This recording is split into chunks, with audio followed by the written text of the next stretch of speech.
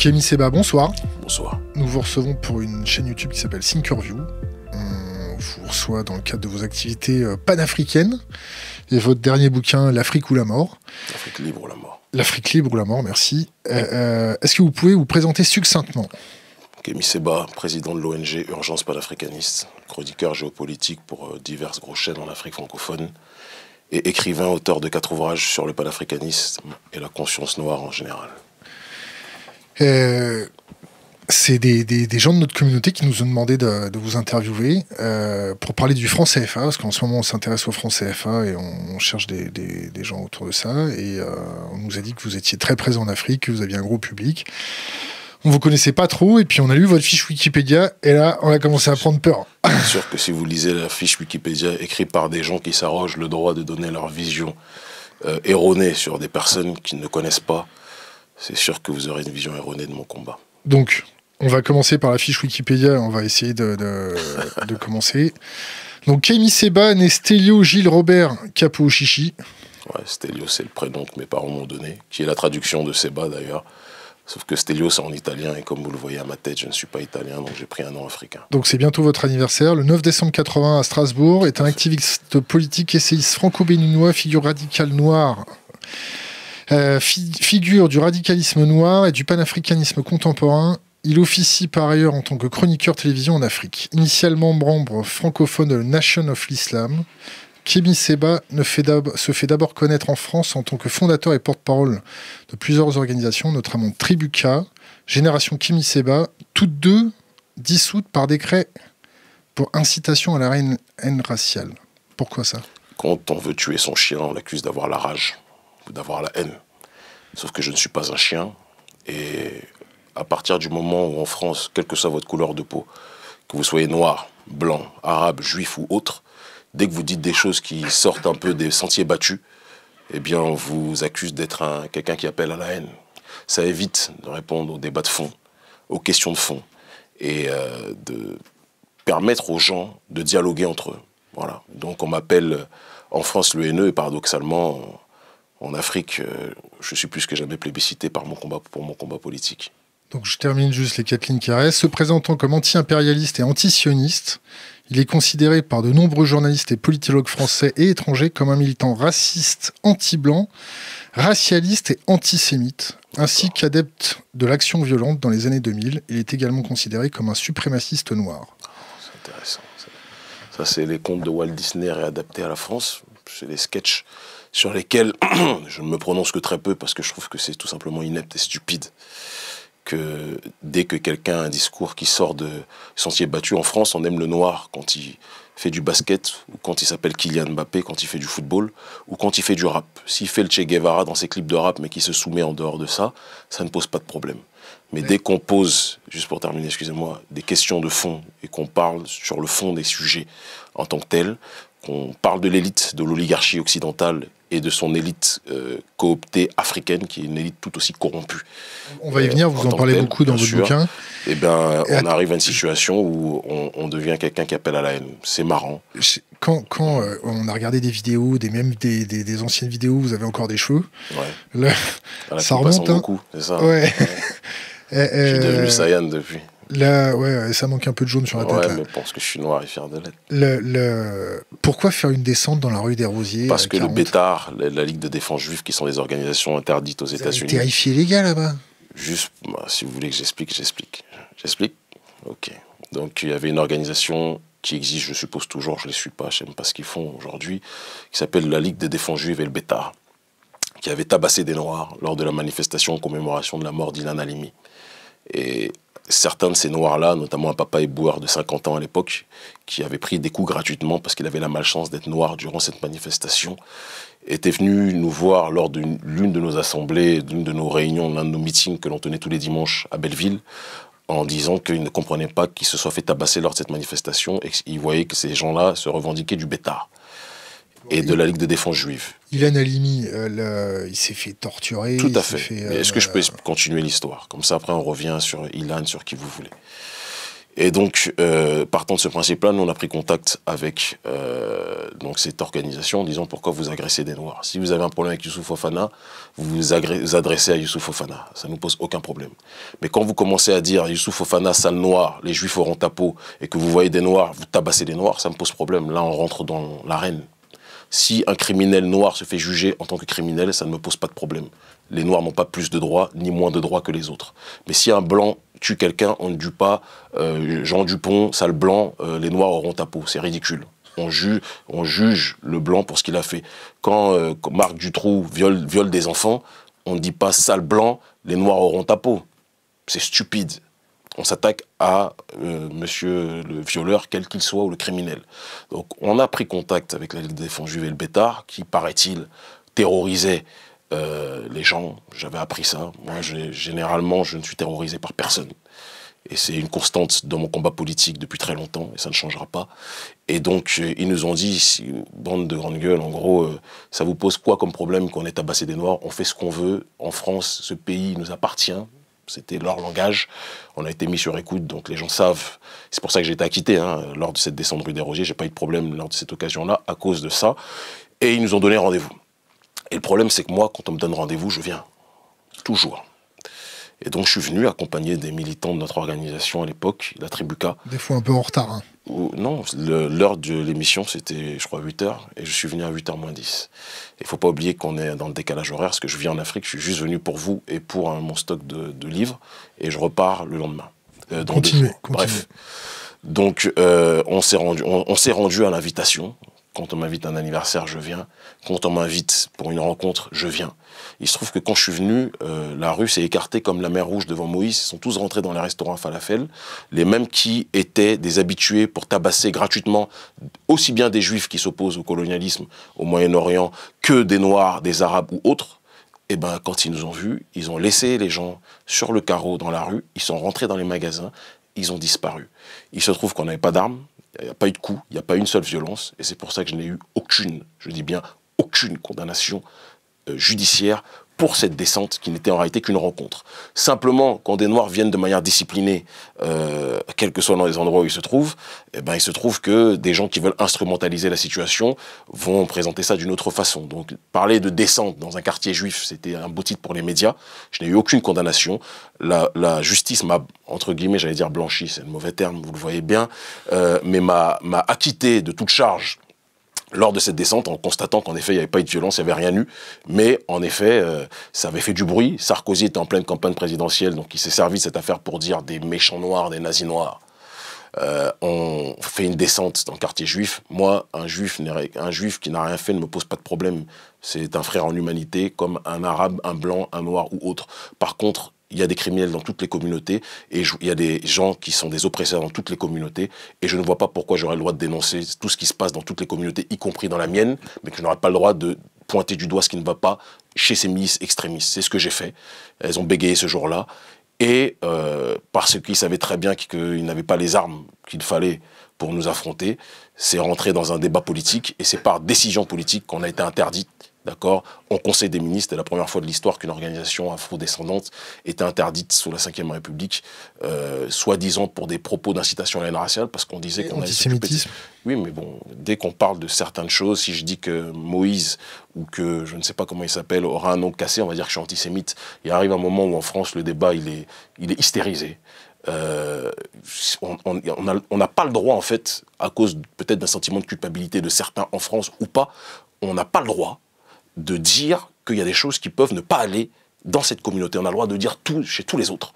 Je ne comprends pas pourquoi on n'a pas le droit de dire ce qui ne va pas dans cette communauté. Et moi, j'ai un problème. Je suis issu d'un peuple qui est ostracisé, un peuple qui souffre le martyre. Je vis sur le continent depuis maintenant 9 ans, d'accord, qui vit dans des conditions indécentes, y compris en priorité à cause des responsabilités de nos élites. Il faut qu'on le dise aussi, nos élites endogènes. On en reparlera tout à l'heure. Et donc, je suis très sensible aux deux poids, deux mesures, à l'injustice. Je ne comprends pas que quand il y a des propos inacceptables tenus chez des Blancs, chez des Arabes, chez des Noirs, il y a un consensus, tout le monde a le droit de parler, mais une sorte d'omerta, comme si la population juive serait une population qui ne serait pas en égalité avec les autres, comme si on n'aurait pas le droit de dire qu'il y a des choses qui ne vont pas chez les autres. Vous êtes taxé direct d'antisémite. Mais moi, j'ai un problème, je m'en fous des étiquettes. Voilà, je vais être très clair. Je ne veux pas être dans l'essentialisme. Il y a des périodes où je l'étais peut-être de manière provocatrice parce que j'ai bien compris, dès lors que j'ai senti qu'il y avait un tabou sur certaines choses, moi, je fonce. D'accord, donc je m'enfonce dans la chose. Rentrer en Afrique m'a permis d'avoir beaucoup plus de distance critique sur la question des confrontations entre identités et de beaucoup plus analyser la problématique des classes. Ce qui ne veut pas dire que je suis non plus un marxiste congénital en tant que tel. Donc voilà un petit peu la situation.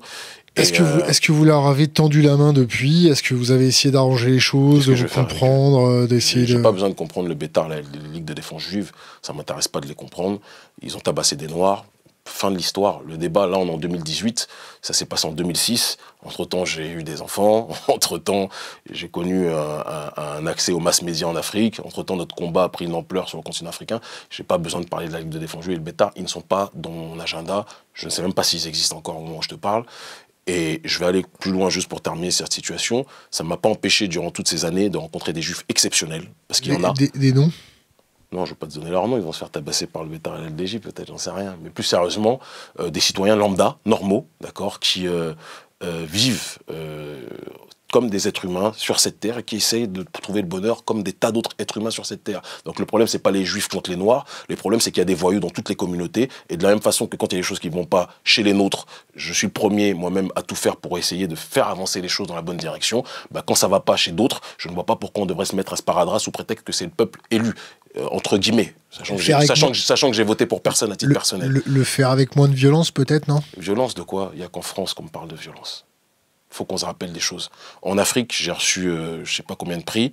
J'ai reçu le prix MyPad que j'ai refusé, Most Influential People of African Descent. Vous voulez que j'aille à New York, j'ai refusé. J'ai reçu le prix Africa News, prix de la personnalité politique africaine de l'année. Africa News, c'est la chaîne équivalente de Euronews en Afrique. C'est la même filiale d'ailleurs. J'ai reçu le prix MJ Intellect. On me plébiscite pour mon combat politique, pour l'influence que j'ai sur la jeunesse africaine. Et de l'autre côté, en France, on me considère comme un terroriste. Il y a un moment, peut-être, il y a un problème. Il y a une double vision, ou alors il y en a peut-être qui aura besoin de lunettes. Et dans le même temps, on a Éric Zemmour, qu'on laisse parler dans tous les médias. Moi, je dirais le milliardième de ce qu'il dit dans les médias. Je serais déjà incarcéré. On m'a incarcéré 2 fois en France. Alors, combien de fois vous avez fait de la tôle? Et pourquoi? Quel motif? 3 fois. Combien de temps? La première fois, parce que soi-disant... Bon, les deux fois en France et 1 fois au Sénégal. La première, parce que j'étais venu ouvrir une antenne de mon mouvement à Chartres, et le préfet de la région à Chartres avait carrément sorti le plan Vigipirate en disant qu'il ne fallait pas que je vienne, que j'ouvre une antenne de quoi que ce soit, que je suis quelqu'un de dangereux pour l'ordre public, entre guillemets. Et je lui avais dit vraiment, vous confondez. J'ai dit aux policiers divisionnaires de l'époque, vous comportez comme un chien de l'oligarchie sioniste en tant que tel, ça fait mal au cœur, ça fait de la peine. Ils m'ont mis outrage. Il m'a même dit violence, alors que je crois que je l'ai frôlé. Enfin bref, et on m'a mis 2 mois en prison, en isolement. Et ceux qui ont fait de la prison en isolement savent que c'est comme si vous avez fait beaucoup plus longtemps en partageant avec les autres. C'était à Bois d'Arcy, je crois. La deuxième fois, j'ai rencontré un proche journaliste de Bernard-Henri Lévy qui avait fait un reportage diffamatoire sur moi. Et moi, je suis un homme de contact, j'aime le peuple et j'aime l'humanité. Et donc, quand quelqu'un ment sur moi, je vais à sa rencontre et je lui demande pourquoi tu racontes n'importe quoi sur moi. Il a eu la mauvaise attitude de me souffler de la cigarette en plein visage et de me dire « j'ai pas envie de parler avec toi », alors que j'avais été très courtois avec lui. Il m'a bousculé alors que je n'avais rien fait. La réponse n'appartient qu'à Dieu. Il se trouve que j'ai eu un contrôle judiciaire pour bousculade. On était 3, ils étaient 2, je crois. Il y en a un qui a été innocenté parce qu'il n'avait pas donné de coup. En réalité, c'était 2 contre 2. Et on m'a condamné à du sursis. En réalité, c'était un prétexte pour essayer de m'immobiliser, parce que ça faisait un bout de temps que le procureur qui était en charge de l'affaire...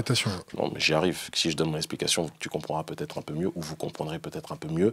Le procureur en question, qui s'appelait M. Zoukowitz, ça faisait 1 an qu'il essayait de me faire incarcérer dans tous les procès que j'avais.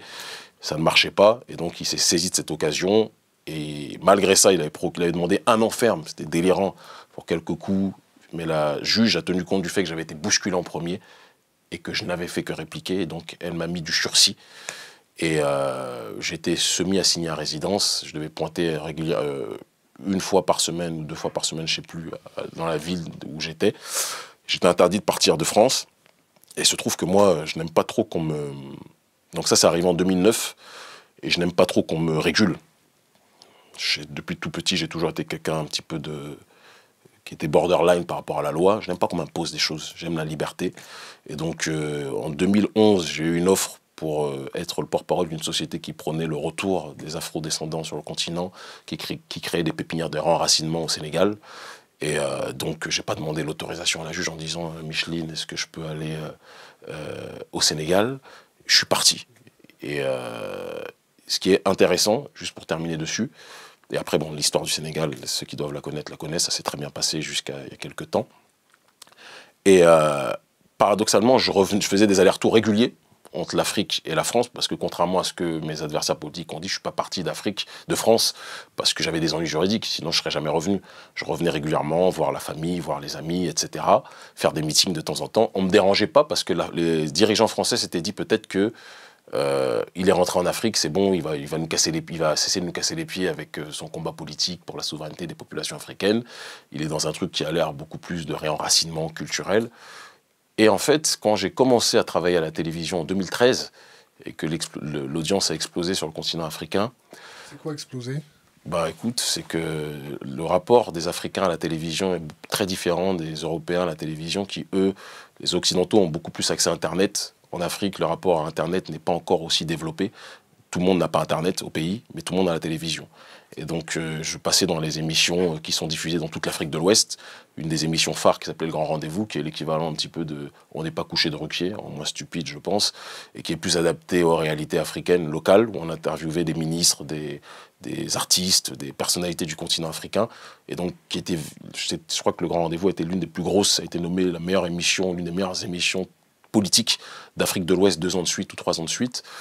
Et moi, j'avais le rôle de Zemmour. En moins, je ne vais pas rentrer dans trop de détails. Si, on a le temps. Bon, en tout cas, c'est pas l'orientation politique de Zemmour, c'est sûr, sur bon nombre de points. Mais donc, problème avec Zemmour?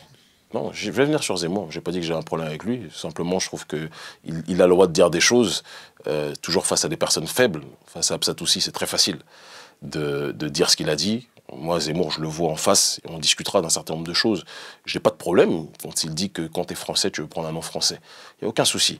Mais Zemmour, toujours jouer le plus royaliste que le roi, en oubliant que lui-même n'est pas français, d'accord? C'est un juif algérien à la base, d'origine. On s'en fout qu'il soit juif. Mais c'est pas la question qu'il soit juif, il peut même être norvégien si tu veux, si ça te rend plus à l'aise, ça te stresse moins. Je vais dire qu'il est norvégien. Il n'est pas norvégien, mais il y a des Norvégiens juifs. J'y arrive. C'est que quelqu'un qui vient d'arriver, ou qui est arrivé il n'y a pas si longtemps, son père était dans un autre pays, et qui veut commencer à monter d'autres communautés, parce que ça arrange ses intérêts, en réalité, son logiciel idéologique, ça me pose problème. Parce que l'axe d'Éric Zemmour, c'est de faire en sorte que les Noirs et les Arabes se fassent taper dessus ou se tapent contre les Blancs et que lui et sa communauté soient du côté des Blancs. Ça devient en gros l'axe judéo-chrétien contre l'axe négro-arabo-musulman. Ben, je trouve que c'est stupide et que c'est ceux qui, généralement, sont des pièces rapportées et qui jouent les rois plus que la royauté elle-même, finissent toujours par être les dindons de la farce. Et donc Éric Zemmour devrait être très prudent dans la manière dont il monte les uns contre les autres. Moi, ça ne me pose pas de problème qu'ils disent qu'il voudrait qu'Absatou s'appelle Julie ou Séverine, mais Zemmour, à mes yeux, n'est pas plus français qu'Absatou. C'est la seule chose que j'ai à dire.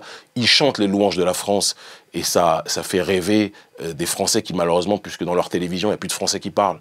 Et il y a très peu de gens qui sont issus de la France, entre guillemets, de souche qui parlent. Donc quand il y en a un qui chante les valeurs dites patriotiques, même s'il n'est pas français, ils sont contents. Mais il arrivera un moment où je pense que la population française va se rendre compte elle-même que le Zemmour en question, c'est quelqu'un qui est un agent extérieur et qui ne roule pas pour les intérêts de la France. Je ferme ma parenthèse par rapport à lui. Et donc quand j'ai fini la télévision, quand je suis rentré à la télévision, partons, et que l'audience a commencé à augmenter, que j'ai rencontré d'Ahmadinejad, que j'ai rencontré des lieutenants d'Hugo Chavez au Venezuela, etc., que j'ai commencé à voyager un peu partout. Prendre un peu de thunes de l'Iran, non? Non, ça c'est ce que les abrutis disent. Tu sais, je suis surveillé par les services français depuis très longtemps déjà. Lesquels? Non, il y a les services... il y avait la section antiterroriste du commandant Loriot en 2000... à partir de 2008 jusqu'à 2012, où j'ai eu ce que j'appelle des interviews, c'est-à-dire que j'ai été convoqué parce que surveillé en tant que tel. J'ai jamais posé de bombe, mais pour eux, visiblement, les propos qu'on donne, ça pouvait poser problème par rapport à certains intérêts. Et à côté de ça, il y a les services français extérieurs. Je crois qu'avant, on appelait ça des GSE, je ne pense plus qu'on appelle ça maintenant. Et je suis suffisamment surveillé pour te dire que si j'étais financé par l'Iran, ça se saurait. Mais moi, j'ai un défaut, c'est que dès qu'on jette un anathème sur moi, ça ne me dérange absolument pas d'être le diable dans le regard de mes adversaires. Donc je ne dément pas. Mais j'ai jamais touché 1 € de l'Iran. J'ai été par contre reçu par Ahmadinejad à 2 reprises. C'est quelqu'un qui apprécie beaucoup mon travail. Si tu veux une confidence, j'ai été reçu aussi au Venezuela par celui qui est maintenant l'ambassadeur du Venezuela en Afrique de l'Ouest, Eddie José Corcega, d'accord, qui apprécie beaucoup aussi mon travail. J'ai été en Russie. D'accord, j'ai été reçu par Alexandre Dugin, un des conseillers des autorités russes qui apprécie beaucoup. Comment vous êtes rentré en relation avec lui? On s'est rencontrés. On s'est rencontrés, j'ai pas besoin de te dire plus. On s'est rencontrés, la connexion s'est faite par des personnes qu'on a en commun et qui apprécient beaucoup mon travail. Et toutes les personnes qui en ont marre de la globalisation, de l'uniformisation du monde, qui en ont marre qu'on veuille imposer un schéma civilisationnel de société au reste du monde, elles finissent toujours par se retrouver. Et donc c'est pour ça que ça me fait rire l'histoire des anti-blancs, parce que je pense qu'il n'y a pas plus blanc que de ce côté-là du Caucase. Mais on s'est rencontrés, ça a été une très belle rencontre intellectuelle et politique, philosophique aussi. Est-ce que vous n'êtes pas un peu la pièce rapportée, née à Strasbourg, qui se prend un peu plus roi que le roi et qui veut être roi d'Afrique et prendre le panafricanisme? Si je voulais être roi, je vais te dire un truc, hein, il y a beaucoup d'élections et de beaucoup de partis puissants qui lorgnent sur mon audience en Afrique, parce que celui qui veut jouer plus roi que le roi, il est plus écouté que beaucoup de politiciens qui sont là depuis très longtemps sur le continent et qui contribuent à rouler leur population. Moi, je risque le peu de choses que j'ai pour un idéal, qui est l'idéal de la souveraineté. Et ça, c'est pas une question de noir contre blanc. Il y a des blancs qui rêvent d'autodétermination, et je les valide aussi. Il y a des Arabes, il y a des Chinois, des Noirs, etc. Et la population africaine, elle est très sensible, en tout cas beaucoup d'entre eux, à la notion du sacrifice. Voilà. Donc la pièce rapportée, visiblement, elle est plus intégrée que beaucoup de politiciens locaux, parce que je pense que si aujourd'hui tu vas sur le continent, et si un jour on a l'occasion, je t'inviterai, tu auras l'occasion de voir de quelle manière nous sommes perçus et de quelle manière eux le sont. Nous, on réunit des milliers de personnes en Afrique, dans chaque pays où on va. Là, on est de samedi dernier, il y a quelques jours à peine, j'étais à Ouagadougou, on a réuni 3000 personnes. Aucun politicien ne peut le faire sans dépenser des millions en Afrique. Nous, on n'a pas besoin de ça. Parce que les gens, ils sont à l'écoute de quelqu'un qui risque sa vie, qui risque les avantages qu'il a, ou le peu d'avantages qu'il a, pour l'intérêt commun. On va repartir depuis le début. Donc, Kémy Séba, quel âge il a? J'ai 36 ans, 37 ans en décembre. J'ai pas fini mon histoire sur les raisons qui ont fait qu'ils m'ont incarcéré. Hein. Mais bon, si tu veux. Bon, vas-y. Donc, juste pour terminer, donc, quand je suis revenu de toutes ces rencontres, ils ont profité de la séance de dédicace d'un de mes livres. Je crois que c'était Black Nihilisme. Et donc, ils ont fait réapparaître en fait, le fait que j'avais violé le contrôle judiciaire depuis 2011. De 2011 à 2014, je faisais des allers-retours sous la surveillance de la police, ça ne leur posait pas de problème.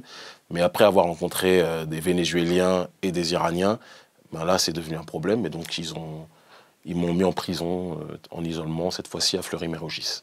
Combien de temps? Toujours en isolement 2 mois. Je crois que l'isolement et 2 mois chez moi en prison, c'est une règle chez eux. Comment ça se passe, l'isolement? C'est pas cool. C'est pas cool. Mais ça permet toujours, moi je suis toujours quelqu'un qui me dit que quand quelqu'un veut me noyer, il m'apprend l'apnée. Et je me sers toujours de ces moments-là pour être dans une démarche introspective et essayer de sortir beaucoup plus fort. Donc je lis beaucoup, je fais du sport et je réfléchis aux prochaines stratégies que j'aurai pour être encore plus fort quand je ressortirai. Donc en fait, ça sert à rien leur prison, parce que ça me permet d'être encore plus fort quand je ressors.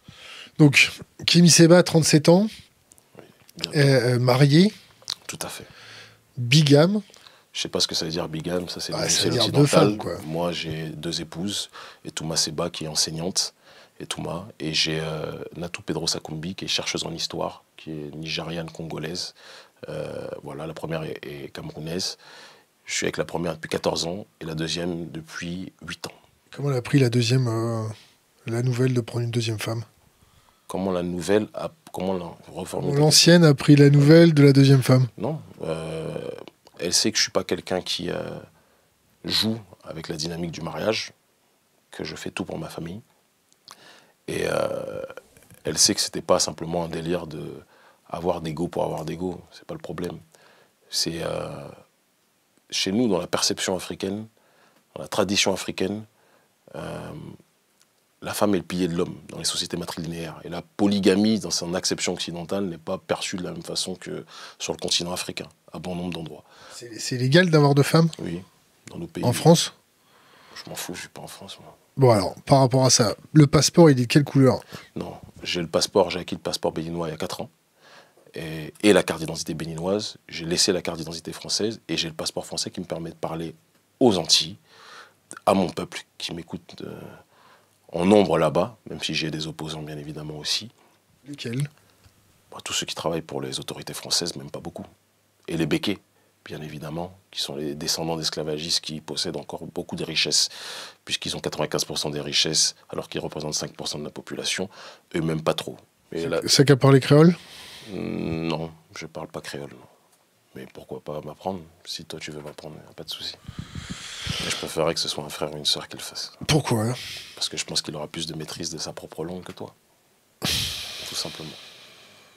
Si tu parles créole, je serais très surpris que tu me... Bon, Timal, on verra ça plus tard. Voilà, regarde, tu vois. C'est trop facile, ça. De quoi? Vas-y, parle. Bah, moi, tibitain. Vas-y, Alors, parlons. Pourquoi prôner en Afrique ce retour aux sources identitaires? Parce que l'Afrique est la population qui a été la première. On parle du nouvel ordre mondial aujourd'hui, c'est un terme à la mode. Mais le mondialisme, la première entité qu'il a rencontrée dans l'humanité, c'est la population africaine. L'esclavage, la colonisation. Je ne suis pas en train de faire de la victimisation, parce que je dis toujours qu'il arrive un moment, il faut qu'on se regarde dans la glace, qu'on se prenne en main. Il ne faut pas toujours dire que c'est la faute des autres. Une civilisation est détruite de l'extérieur que si elle est rongée de l'intérieur. Donc on est les premiers responsables. Ça, il faut que ce soit clair. Mais notre peuple s'est fait laver le cerveau culturellement, politiquement, intellectuellement, de telle sorte qu'on a une élite aujourd'hui même africaine qui, d'ailleurs, est le premier problème. Vous avez reçu un de ses représentants la dernière fois, qui pense beaucoup plus en fonction de la bobocratie occidentale qu'en fonction... On va Il n'y a pas de revenir. problème, on revient sur tout ce qu'on veut. Moi, je suis à l'aise sur tout. Mais qui pense beaucoup plus par rapport à une vision oligarchique occidentale que par rapport aux intérêts du prolétariat africain. Il y a réellement un seul peuple en Afrique? Non, mais il y a plusieurs peuples. Mais on a tous une racine. On a une racine commune. Mais il y Bah, a évidemment... on a la même racine commune, toi et moi. Hein. Je sais pas la question. Si tu veux, on est des frères. On peut marcher nus avec une tulipe dans les cheveux. Il n'y a pas de souci. Et puis on dira on est des frères. Qui pour tous les cheveux. Hein. United Color, ça peut repousser. Mais... il y a plusieurs peuples, ça n'a jamais été la question de dire il y a un seul peuple, mais il y a plusieurs peuples, plusieurs familles qui forment un seul ensemble. Et on est dans un monde aujourd'hui, il y a les blocs civilisationnels. Tu as l'eurasisme d'un côté, où les populations slaves essayent de se réunir autour de cet idéal. Tu as le bolivarisme en Amérique du Sud, où les populations d'Amérique latine essayent de se réunir autour d'un idéal. L'Union européenne est contestée parce que c'est l'union en réalité de l'oligarchie financière qui asphyxie les peuples européens qui souffrent réellement. Mais le panafricanisme, c'est une idéologie de libération qui veut transcender la problématique de la balkanisation du continent africain qui nous a été imposée en 1884 et 1885 à Berlin.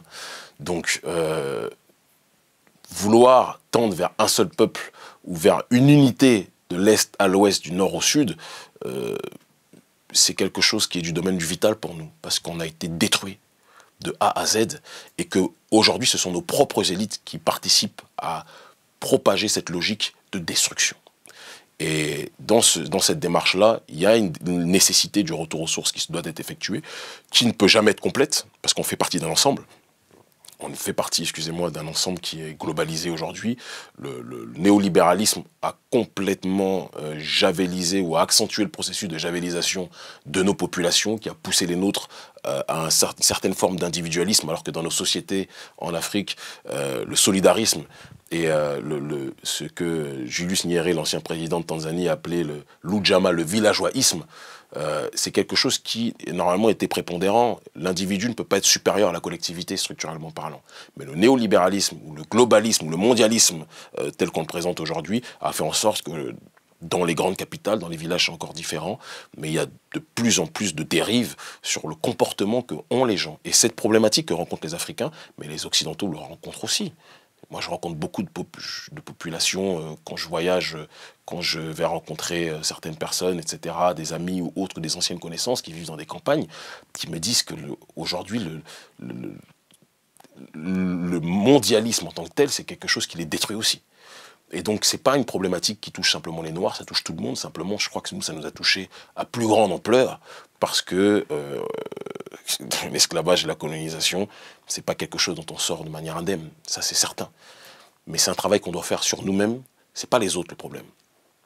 Tu sais, j'ai envie de te dire que tu ne vas pas demander à un vautour de se transformer en hibou ou en autre chose. Chacun sa nature. Le capitalisme, c'est le vautour. L'oligarchie occidentale, c'est le vautour qui saigne son propre peuple. Donc je ne vois pas pourquoi ils vont arrêter de saigner les nôtres. Mais c'est à nous de nous organiser pour donner un autre visage que le visage excuse-moi le terme, mais du singe savant qui aime appliquer exactement ce qui est énoncé ou ce qui est prôné par l'oligarchie occidentale.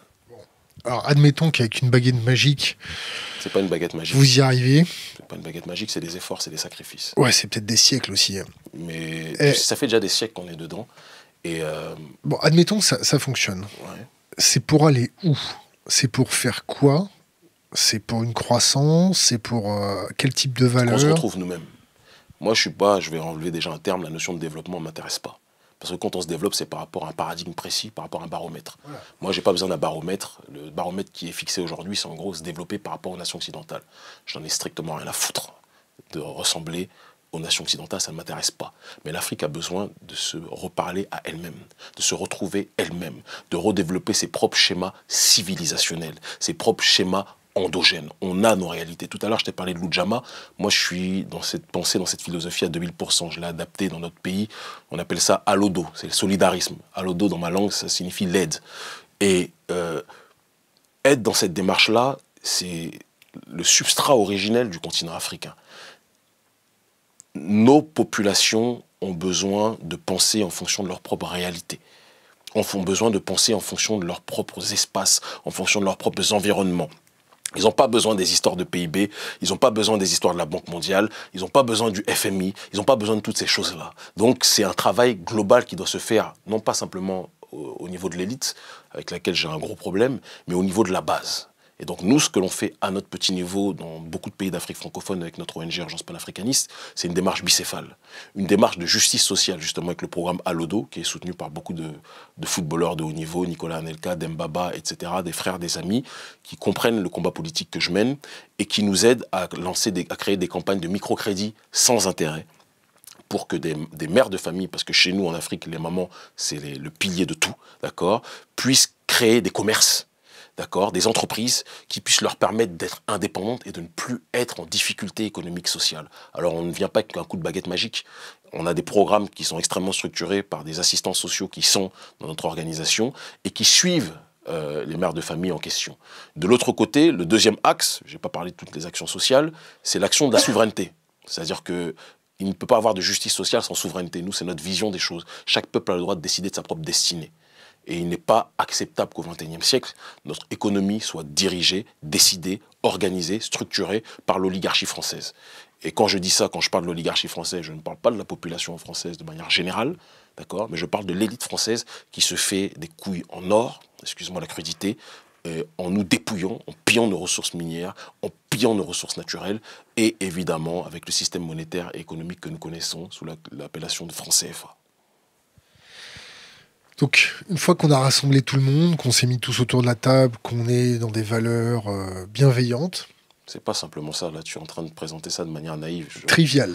Tu es en train de présenter ça de manière triviale, ça me fait penser à certains moments qui se lèvent à 5 h du matin, qui sont sur des pays extrêmement riches, mais qui vivent avec moins de 100 € par mois, d'accord, et qui, parce que le pillage de nos ressources est organisé avec les mafieux qui sont à la tête de nos pays, les mafieux africains, donc des Africains en priorité, et en concubinage incestueux avec l'oligarchie française, elle est obligée de se lever à 5 h du matin pour vendre de l'arachide au bord de la route, d'accord, pour essayer de nourrir ses enfants. Donc c'est pas le trivial dont tu parles, moi je vois pas ça. Je parle en tant qu'économie continentale. C'est intégrer les marchés financiers, c'est créer un autre système, c'est avoir un système bis. De toute façon, c'est évidemment créer un autre système. Mais avant de revenir à ça, on parle de l'Afrique. Moi, je parle de l'Afrique de la zone franc, l'Afrique francophone et les Caraïbes francophones, parce que c'est la réalité dans laquelle nous sommes. C'est une espèce particulière. Quand tu vas dans les pays d'Afrique anglophone, j'ai été assistant de la parlementaire Abike Dabiri au Nigeria pendant quelques mois. Le Nigeria, ça n'a strictement rien à voir avec les pays d'Afrique francophone. Le Ghana bientôt aussi. Être le plus peuplé, troisième pays le plus peuplé au monde bientôt. Là, tu vois, tu as les chiffres que je ne connais pas, et quand je ne connais pas, je ne parle pas. Mais ce que je sais juste, c'est que le colonialisme anglo-saxon a été très différent. Il y a l'Indirect Rule, excusez-moi pour le mauvais accent, la règle, en tout cas le rapport, il y a une plus grosse autonomie qui a été laissée durant le colonialisme aux pays, aux populations africaines sous colonialisme anglophone que dans les pays sous colonialisme francophone, où l'humanisme, le pseudo-universalisme, qui est une ineptie intégrale en réalité, et qui est imposé, a fait en sorte que ça a complètement aliéné, donc rendu étranger à soi-même bon nombre des nôtres dans nos pays d'Afrique francophone. Et c'est ce qui explique que la partie la plus colonisée sur le continent africain, c'est pas la partie lusophone, aujourd'hui encore, c'est pas la partie anglophone, c'est la partie francophone. Et ça, c'est en priorité à cause de nous, autres Africains. Et donc, il y a un travail à faire sur ce terrain-là. Muammar al-Kadhafi, pour revenir, puisque tu parles de schéma économique intégré et tout ce qui s'ensuit, avait proposé la problématique du dinar or. Le but était de faire en sorte... argent. Le but était de faire en sorte que nos populations puissent, cette fois-ci, asseoir leur monnaie sur leurs ressources minières en tant que telles. Quand tu regardes nos ressources, le continent africain est l'une des terres les plus riches de la planète. D'accord ? Mais on est toujours dans une démarche de vouloir adosser nos monnaies à d'autres systèmes économiques qui ne sont pas en harmonie avec nos réalités. Et donc, le projet du dinar or dont parlait Kadhafi pouvait permettre, à partir du moment où il y avait un devoir, un travail de réappropriation de nos ressources qui était effectué, pouvait permettre à la population africaine de retrouver une véritable autodétermination. Et il voulait quoi ? Il voulait adosser les banques centrales à ces ressources-là, et donc il y a un travail de réappropriation des richesses qui soit organisé. Lui, c'était sur l'or, parce que l'or, c'est quelque chose qui est extrêmement présent, où était, je ne sais pas si ça a été pillé entre-temps par les élites françaises et associées, mais il voulait adosser ça à l'or, et il voulait que de manière générale, nos richesses puissent être le support sur lequel, justement, cette démarche monétaire s'installe. Moi, je me situe dans une problématique qui est la suivante. C'est un travail à la chaîne. Moi, je suis un acteur de la société civile qui est entendu. Ma responsabilité, c'était d'animer et d'agiter ce débat qui était rendu tabou depuis trop longtemps sur le continent africain. Et donc, on a organisé une croisade sur cette problématique de la souveraineté. Et dans un des tiroirs de la souveraineté monétaire est évidemment extrêmement importante. Et c'est pour cette raison qu'on a réussi, je pense, à imposer dans le débat de société sur le continent africain la question du franc CFA. Il y a du racisme en Afrique ? Alors, je vais te dire quelque chose qui va te paraître un peu borderline sans doute, mais c'est pas trop mon souci. Moi, les histoires de racisme ne m'intéressent pas. Racisme, noir, blanc, moi je suis pas... Racisme noir. Non, mais il y a des tensions, ça existe partout. Ça existe partout. Il ne faut pas non plus idéaliser. Mais on n'appellera pas ça du racisme. Il y a... Certaines régions vont se penser meilleures que d'autres. Il n'y a pas de génocide entre communautés Non, mais à part des génocides organisés comme au Rwanda, où on sait qui sont les responsables, le génocide, à la base, c'est plus l'impérialisme a commis ce génocide-là, vis-à-vis des nôtres. L'élite financière occidentale, je dis bien l'élite et pas le prolétariat occidental, c'est important, a commis ce génocide-là. Maintenant, est-ce qu'il y a eu des génocides entre Africains ? Il y a des génocides entre Africains, ou Tutsi, c'est quelque chose qui a existé. Il y en a certainement peut-être eu d'autres, mais ils sont microscopiques par rapport au génocide imposé par la finance internationale vis-à-vis des populations africaines.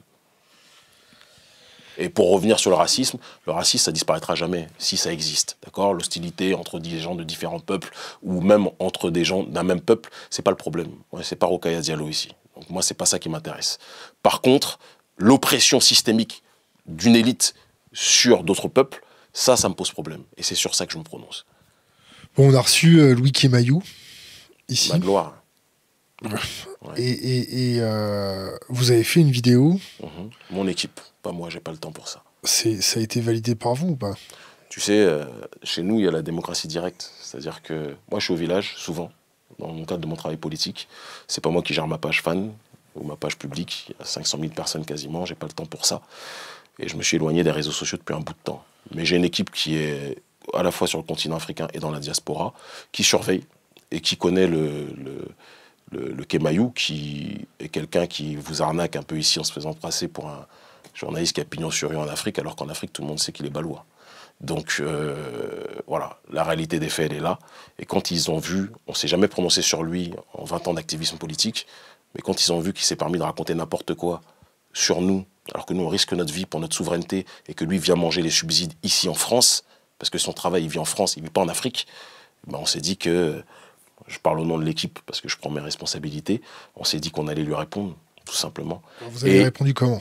Ben, ils ont répondu, ils ont repris ses propos, et ils ont mis ça en parallèle avec une dialectique, juste je termine, une dialectique historique, qui est celle du nègre d'intérieur, qui se fait toujours plus royaliste. C'est la même chose, qui se fait toujours plus royaliste que le roi, en stigmatisant les personnes africaines ou afrodescendantes qui veulent l'autodétermination.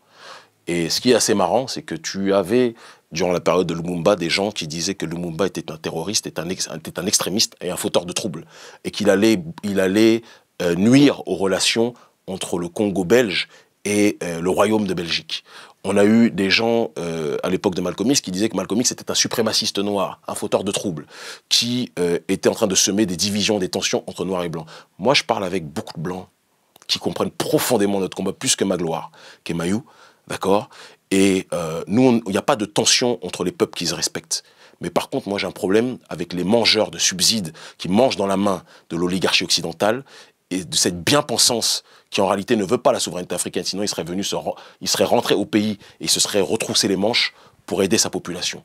Mais il préfère être ici, là, à TV5 Monde ou je sais pas où, et raconter ses inepties. Mais il ne blague que vous, il ne blague pas nous. Bon, il a posté un commentaire sur la page Facebook qui a été gommé, d'après lui. Et lui, quand il a apparemment, si je ne m'abuse, il y a eu des personnes, environ 15 de notre page Facebook qui nous ont écrit pour dire qu'ils avaient laissé des messages sur la page de Kemayou, il les avait bloqués. Et après, lui, quelques jours après, il vient écrire chez nous et il croit qu'on va laisser. Si c'est un homme Kemayou, moi je le vois en direct et je le mange tout cru. Voilà, parlons peu. Bon, alors son message, c'était « Jusqu'à présent, je ne connaissais pas la différence entre les nègres des champs et les nègres de maison. » Il la connaît très bien parce que c'en est un. Entre parenthèses, nègre des Champs-Élysées ou nègre de Maison Lafitte. C'est pour faire rire ses amis du 16e. Finalement, le nègre de maison, c'est celui qui ne voue pas un culte au gourou Kémi Séba. Le gourou Kémi Séba. Par ricochet, tous les autres sont des nègres des champs, évidemment. C'est vraiment la dialectique du nègre de maison qui a bien... Où avais-je la tête? Merci Kémi Séba pour cette leçon de sémantique de donc, la publicité bienveillante. Magloire, je te réponds en te disant que le gourou qui est suivi par des centaines de milliers, pour ne pas dire des millions de personnes en Afrique, c'est qui? C'est moi ou c'est toi qui n'es suivi par personne, si ce n'est ta mère et ton cousin, et qui ne parle que chez les Occidentaux, mais en Afrique, on te jette des pierres parce qu'on sait que tu as un vendu. Je me demande c'est qui le gourou. Fin de la citation, ce qui concerne ce guignol. Il nous a envoyé 2-3 questions. J'ai pas envie de répondre à ce clown. S'il veut me parler, il m'invite en débat dans sa chaîne à TV5 Monde et j'irai le grailler en direct. Bon, on va quand même poser les questions. Avez-vous des rapports avec des mouvements comme l'ex-Front National ou le Ku Klux Klan, qui sont loin d'avoir la sympathie pour les Noirs? Si oui, quelle est la nature de ces rapports?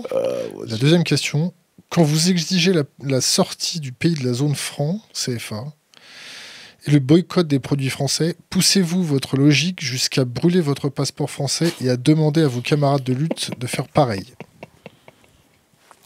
Je peux répondre? Bah ouais.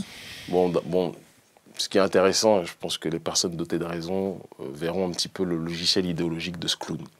C'est-à-dire que Non, laisse-moi finir. Tu ne m'as pas permis de lui poser des questions directes, mais par contre, tu viens poser des questions de ce rigolo dans notre échange. Donc, tu me permets que je réponde comme je le souhaite. Avec respect, sans clown, toujours, sans rien. Non, clown, c'est un terme français, c'est pas une injure. Dans le dictionnaire, le petit Robert. Juste pour terminer, pour être sérieux, cette personne-là, qui est élevée par la bobocratie de manière intégralement sur le logiciel idéologique, dès que des personnes prônent le souverainisme, l'autodétermination, sont des patriotes ou des nationalistes, ils sont catalogués par ces gens-là d'extrême droite. Ça me fait rire.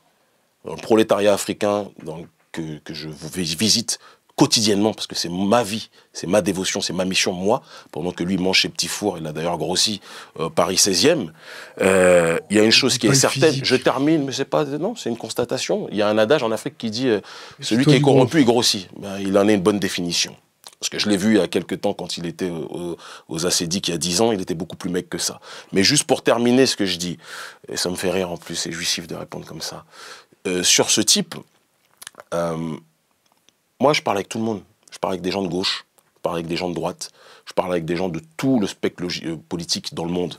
Je ne suis pas sectaire, contrairement à lui, qui ne peut parler qu'aux gens que lui autorise, en tout cas que l'oligarchie occidentale lui autorise d'avoir comme interlocuteur. Parce que c'est ça sa réalité. C'est un mec qui est dans un logiciel idéologique, c'est la bien-pensance occidentale, et c'est pour ça qu'en Afrique, ce genre de type n'est pas respecté. Je n'ai pas de contact avec des gens du Front National, pour la simple et unique raison que il y a une époque où j'étais beaucoup plus jeune, où j'étais dans un idéal par rapport au patriotisme. Et je me disais que tous les patriotes de la Terre peuvent se réunir et peuvent marcher ensemble. J'ai compris que avec les patriotes d'Amérique du Sud, c'est facile. Avec les patriotes du Moyen-Orient, c'est facile. Hezbollah, Iran, etc., c'est facile. Mais en France... Et les patriotes d'Israël? Mais si ces patriotes d'Israël qui veulent que les Palestiniens ne se fassent pas voler leurs terres, ça ne me pose pas de problème. Le problème, c'est qu'ils ne sont pas très nombreux. Donc juste pour terminer, de l'autre côté, j'ai remarqué qu'en France, la plupart des patriotes, pas tous, parce que j'ai rencontré les patriotes français qui étaient contre la France-Afrique en tant que telle. Ça existe, il y en a, et je les salue fraternellement. Mais j'ai rencontré aussi bon nombre, je ne les ai pas rencontrés physiquement, mais je lis beaucoup, c'est une qualité et un défaut, de Français qui, quand on leur parle de la France-Afrique, disent mais la France a le droit d'avoir sa présence sur le continent africain. Et c'est là que je me rends compte que le patriotisme des uns, il y a une géométrie variable.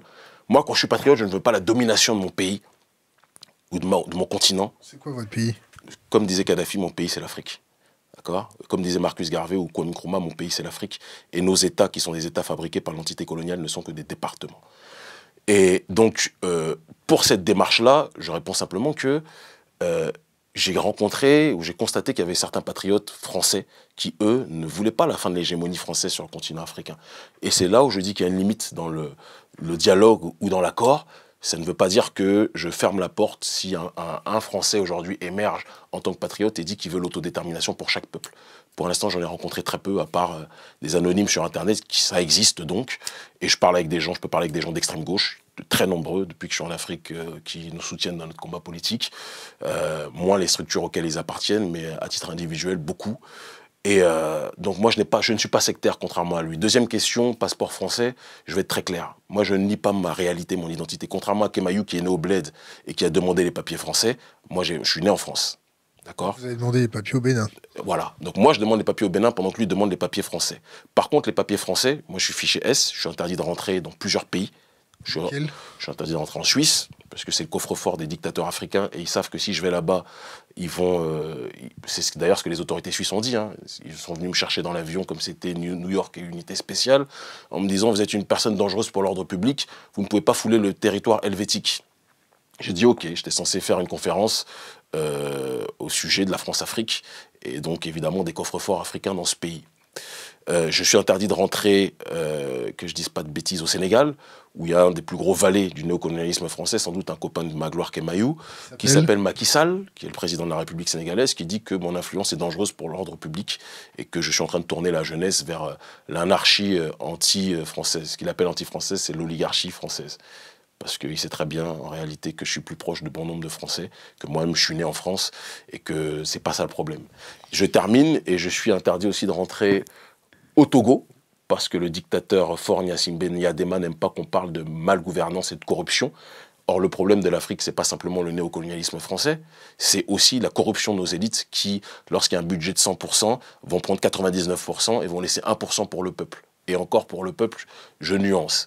Et enfin, je suis interdit de rentrer en Guinée, parce que de la même façon, j'avais dit que j'étais venu pour organiser Guinée-Conakry, organiser un meeting de lutte contre la corruption et la malgouvernance avec les militants locaux.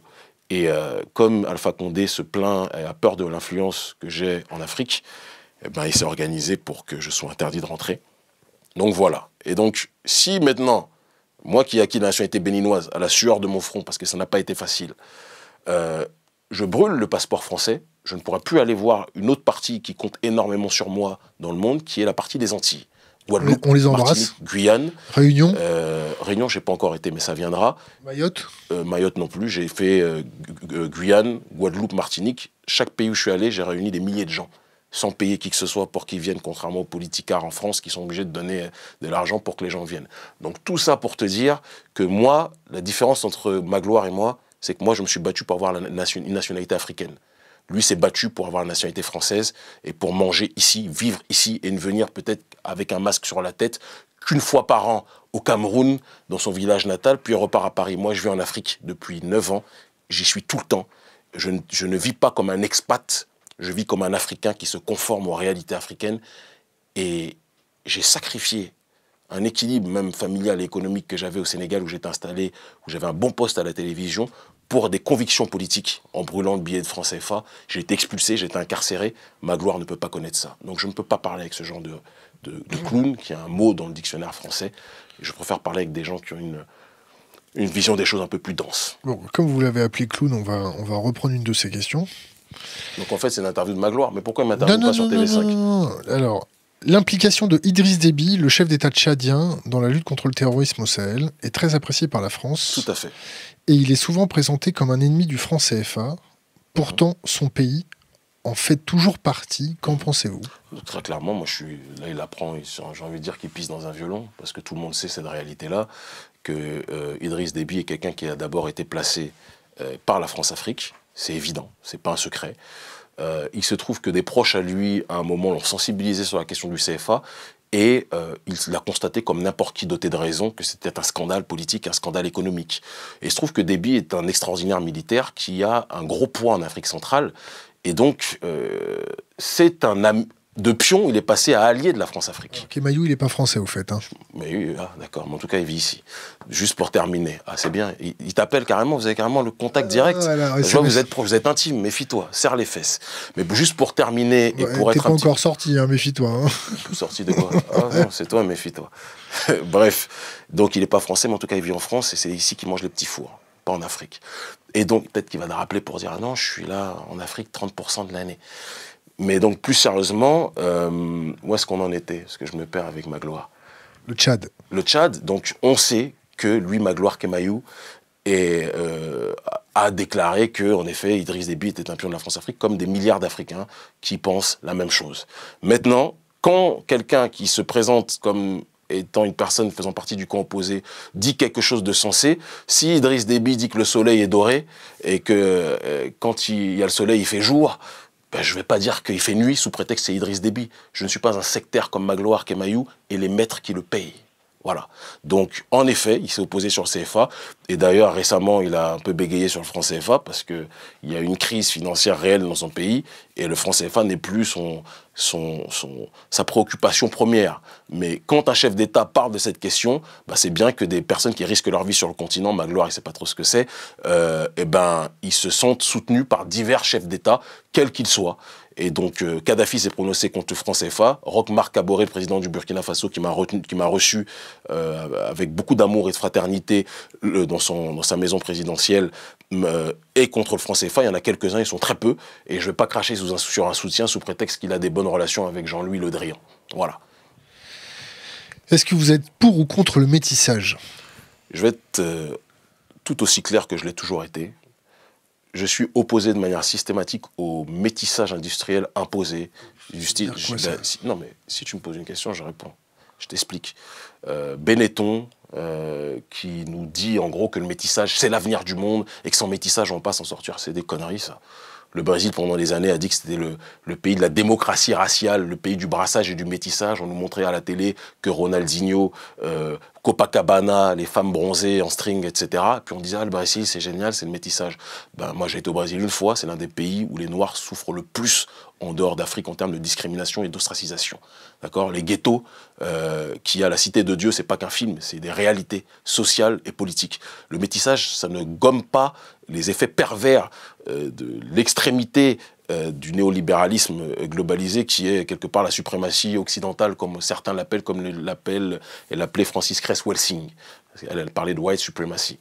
Et donc le métissage n'est pas la solution au problème ou au rapport entre les différents peuples de l'humanité. Maintenant, un individu qui rencontre une individu, une peut être noire, l'autre peut être blanc, l'un peut être noir, l'autre peut être blanche, les rapports entre personnes individuelles, ça ne me pose aucun problème. Je suis qui pour parler de ça? Mais je refuse qu'on me dise que le métissage est la solution aux problèmes du monde parce que c'est des bullshit. Voilà, c'est tout. Et moi, j'aime la diversité. J'aime la couleur dans sa diversité. Et si Dieu a fait toutes les couleurs, c'est pour qu'elles puissent se connaître, se comprendre, s'entendre.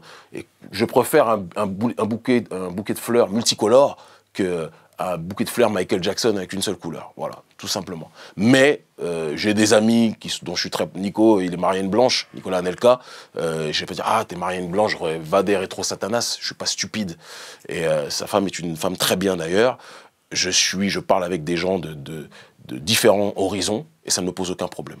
C'est ma mère, t'inquiète. Ok. Moi, je crois que c'était Magloire encore.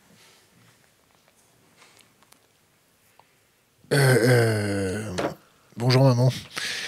Pardon. Les enfants, tu vas les regarder comment? Ça va être des noirs ou ça va être des blancs? On est toujours sur la question du métissage. Ouais. Ça te passionne, ça. Non, c'est pas ça. C'est qu'on a des copains qui sont métis et... Non, mais moi, une bonne partie des membres de notre ONG sont métis. Ce que tu appelles métis, nous, on les appelle noirs clairs. Bob Marley, comme il disait, il était métis, mais c'était un noir. Et dans le regard de l'autre, il reste un noir. Et pourquoi tu dis pas blanc foncé? Non, parce que c'est pas comme ça que le monde les appelle et c'est pas comme ça qu'ils sont. L'histoire de l'humanité, tu regardes les noirs aux États-Unis, entre guillemets,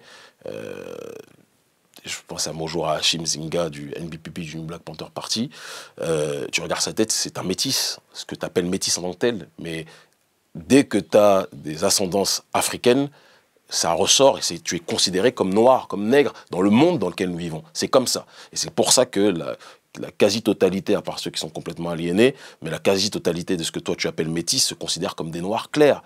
Va demander à Booba, le rappeur, s'il se considère comme un blanc foncé. Un blanc foncé. Il va dire que c'est un noir. Bob Marley se considérait comme un noir, et c'est ce qu'ils sont, des noirs clairs, noirs foncés.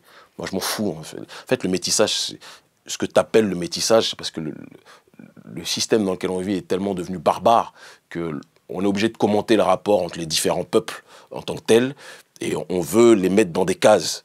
Mais un homme noir qui va avoir un enfant avec une femme blanche ou une femme noire qui aura un enfant avec un homme blanc, elle peut scander qu'elle est métisse en France, mais l'enfant dans la rue sera vu comme un noir, clair ou foncé, peu importe. Voilà, c'est tout. Je passe un bonjour à Rachel, qui est ma grande sœur et l'une des cadres de notre mouvement depuis 20 ans, qui est une journaliste, d'accord. Dis bonjour aussi à ta mère, non? C'est important, non? Je dis bonjour juste avant. Bon, impeccable. Voilà. Peut-être qu'elle me regarde en direct, je suis pas sûr. Mais à Rachel, qui est une rasta d'ailleurs, métisse, franco-congolaise, et ça me fait rire quand on parle Kémy Séba anti-métissage, s'il savait le rôle idéologique qu'avait cette grande sœur dans le combat politique qui est le mien, et je pense qu'elle rirait, elle rirait beaucoup. Elle rirait en tout cas. La religion. La religion, c'est un domaine global qui me passionne beaucoup. Je suis quelqu'un de profondément spirituel. J'ai commencé, c'est mon identité, mon ADN politique. J'ai commencé via la Nation of Islam, qui est une organisation qui a fait connaître Mohamed Ali, qui a fait connaître Malcolm X, qui a fait connaître Farrakhan. La personne qui m'a influencé dans ce mouvement et qui a été ma source d'inspiration pendant des années, même si aujourd'hui, en vieillissant, je nuance certaines positions qu'il avait, mais que j'aime profondément, qui est mon grand frère, c'était le docteur Khalid Abdul Mohamed, qui était l'ancien porte-parole de la Nation of Islam, qui a été expulsé, interdit pour des propos trop subversifs sur l'oligarchie juive aux États-Unis. Et après la Nation of Islam, je suis rentré dans une autre branche d'un même arbre. Il faut comprendre une chose quand on parle de la conscience noire, c'est que le panafricanisme, c'est un tronc d'arbre qui a plusieurs branches. Et toutes les branches, quelque part, se recoupent d'une façon ou d'une autre. C'est un arbre avec des branches serrées, on va dire. Et tu peux être sur une branche et retrouver rapidement une autre branche tout en restant dans le même espace. Donc en quittant la Nation of Islam, je me suis passionné pour la philosophie de ce que l'on appelle l'afrocentricité, le kémitisme, certains appellent ça pour ceux qui ne maîtrisent pas trop, mais en réalité c'est l'afrocentricité, tel que promu par M. Karanga ou Modifi Keïta Santé, et surtout Cheikh Anta Diop. Ça a été la période Tribuka. Et puis, le retour en Afrique m'a permis de faire une synthèse de tout ça et de comprendre la racine réelle des choses. Et j'ai trouvé ça dans la tradition africaine. Dans mon pays, on parle du vaudou en tant que tel, qui est pour moi la tradition primordiale dans son acception ouest-africaine en tant que telle. Tribal. Tribal, je ne sais pas ce que ça veut dire tribal. En fait, on pense... Archaïque. Non, archaïque, ça c'est Lévi Brûle qui aurait dit ça. Mais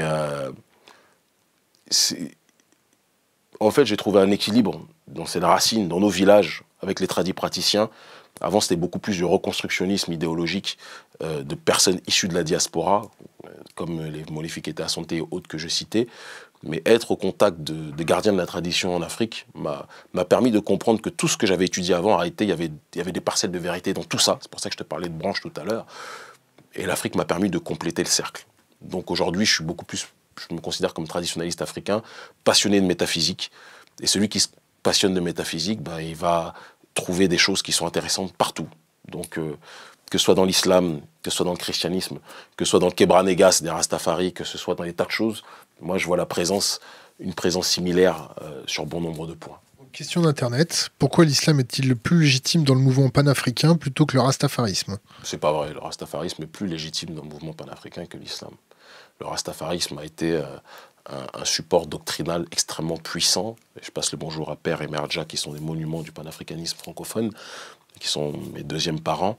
Ça a été un ciment du panafricanisme en tant que tel. Marcus Garvey, qui est l'un des géants, des pères fondateurs du panafricanisme, est considéré comme un prophète par le rastafarisme, pour que tu comprennes un petit peu les choses. Et l'islam, après, est une religion qui, dans son acception métaphysique et intellectuelle, s'opposait d'une façon ou d'une autre à l'idéologie dominante occidentale, au consumérisme, au matérialisme. Quand je dis ça, il ne faut pas regarder ce qui se passe en Arabie Saoudite ou au Qatar, sinon on va avoir une autre vision. Et donc du coup, bon nombre d'afro-descendants se sont convertis à l'islam. D'autres, moi-même je suis passé par là, par cette école, pour après aller vers la racine du continent africain, qui est la tradition africaine. En Afrique, bon nombre aussi sont passés par ce biais-là, certains par la colonisation ou par l'esclavagisme, parce qu'il faut aussi le dire. Et donc, non, l'islam n'est pas plus validé dans le panafricanisme que le rastafarisme. Maintenant, le panafricanisme, c'est l'unité des différentes formes aussi d'africanité. Donc moi, je ne suis pas un sectaire, et donc je pense qu'il faut de tout dans le panafricanisme, mais j'estime qu'il faut un retour réel à la racine, quelles que soient les écoles de pensée des gens. C'est important. Les racines du type un islam rigoriste prêché par l'Arabie Saoudite. Non, t'as pas compris en fait ce que j'ai dit. Tu t'es peut-être mal exprimé. Que tu sois, bon, si tu veux, pour te rendre heureux, je veux dire, je me suis mal exprimé. Mais je dis que, quelles que soient les tendances spirituelles ou religieuses des gens, il est nécessaire, dans la dimension panafricaniste, de revenir à la racine, parce qu'on est le peuple qui a été le plus sorti de lui-même, de sa propre ontologie. C'est une réalité. Et donc, qu'il soit chrétien, qu'il soit musulman ou autre, il est nécessaire d'étudier notre tradition. C'est important. Moi, j'ai décidé de rentrer complètement dans la tradition et de tirer les expériences que j'avais étudiées au sein de la Nation of Islam ou au sein de l'afrocentricité. Et ça me sert encore aujourd'hui dans mon logiciel doctrinal. Mais j'ai eu besoin, moi, de retourner à cette tradition-là, à cette racine, d'être avec les anciens au village. C'est pour ça que j'y suis très souvent. Le verset du trône, ça te parle ?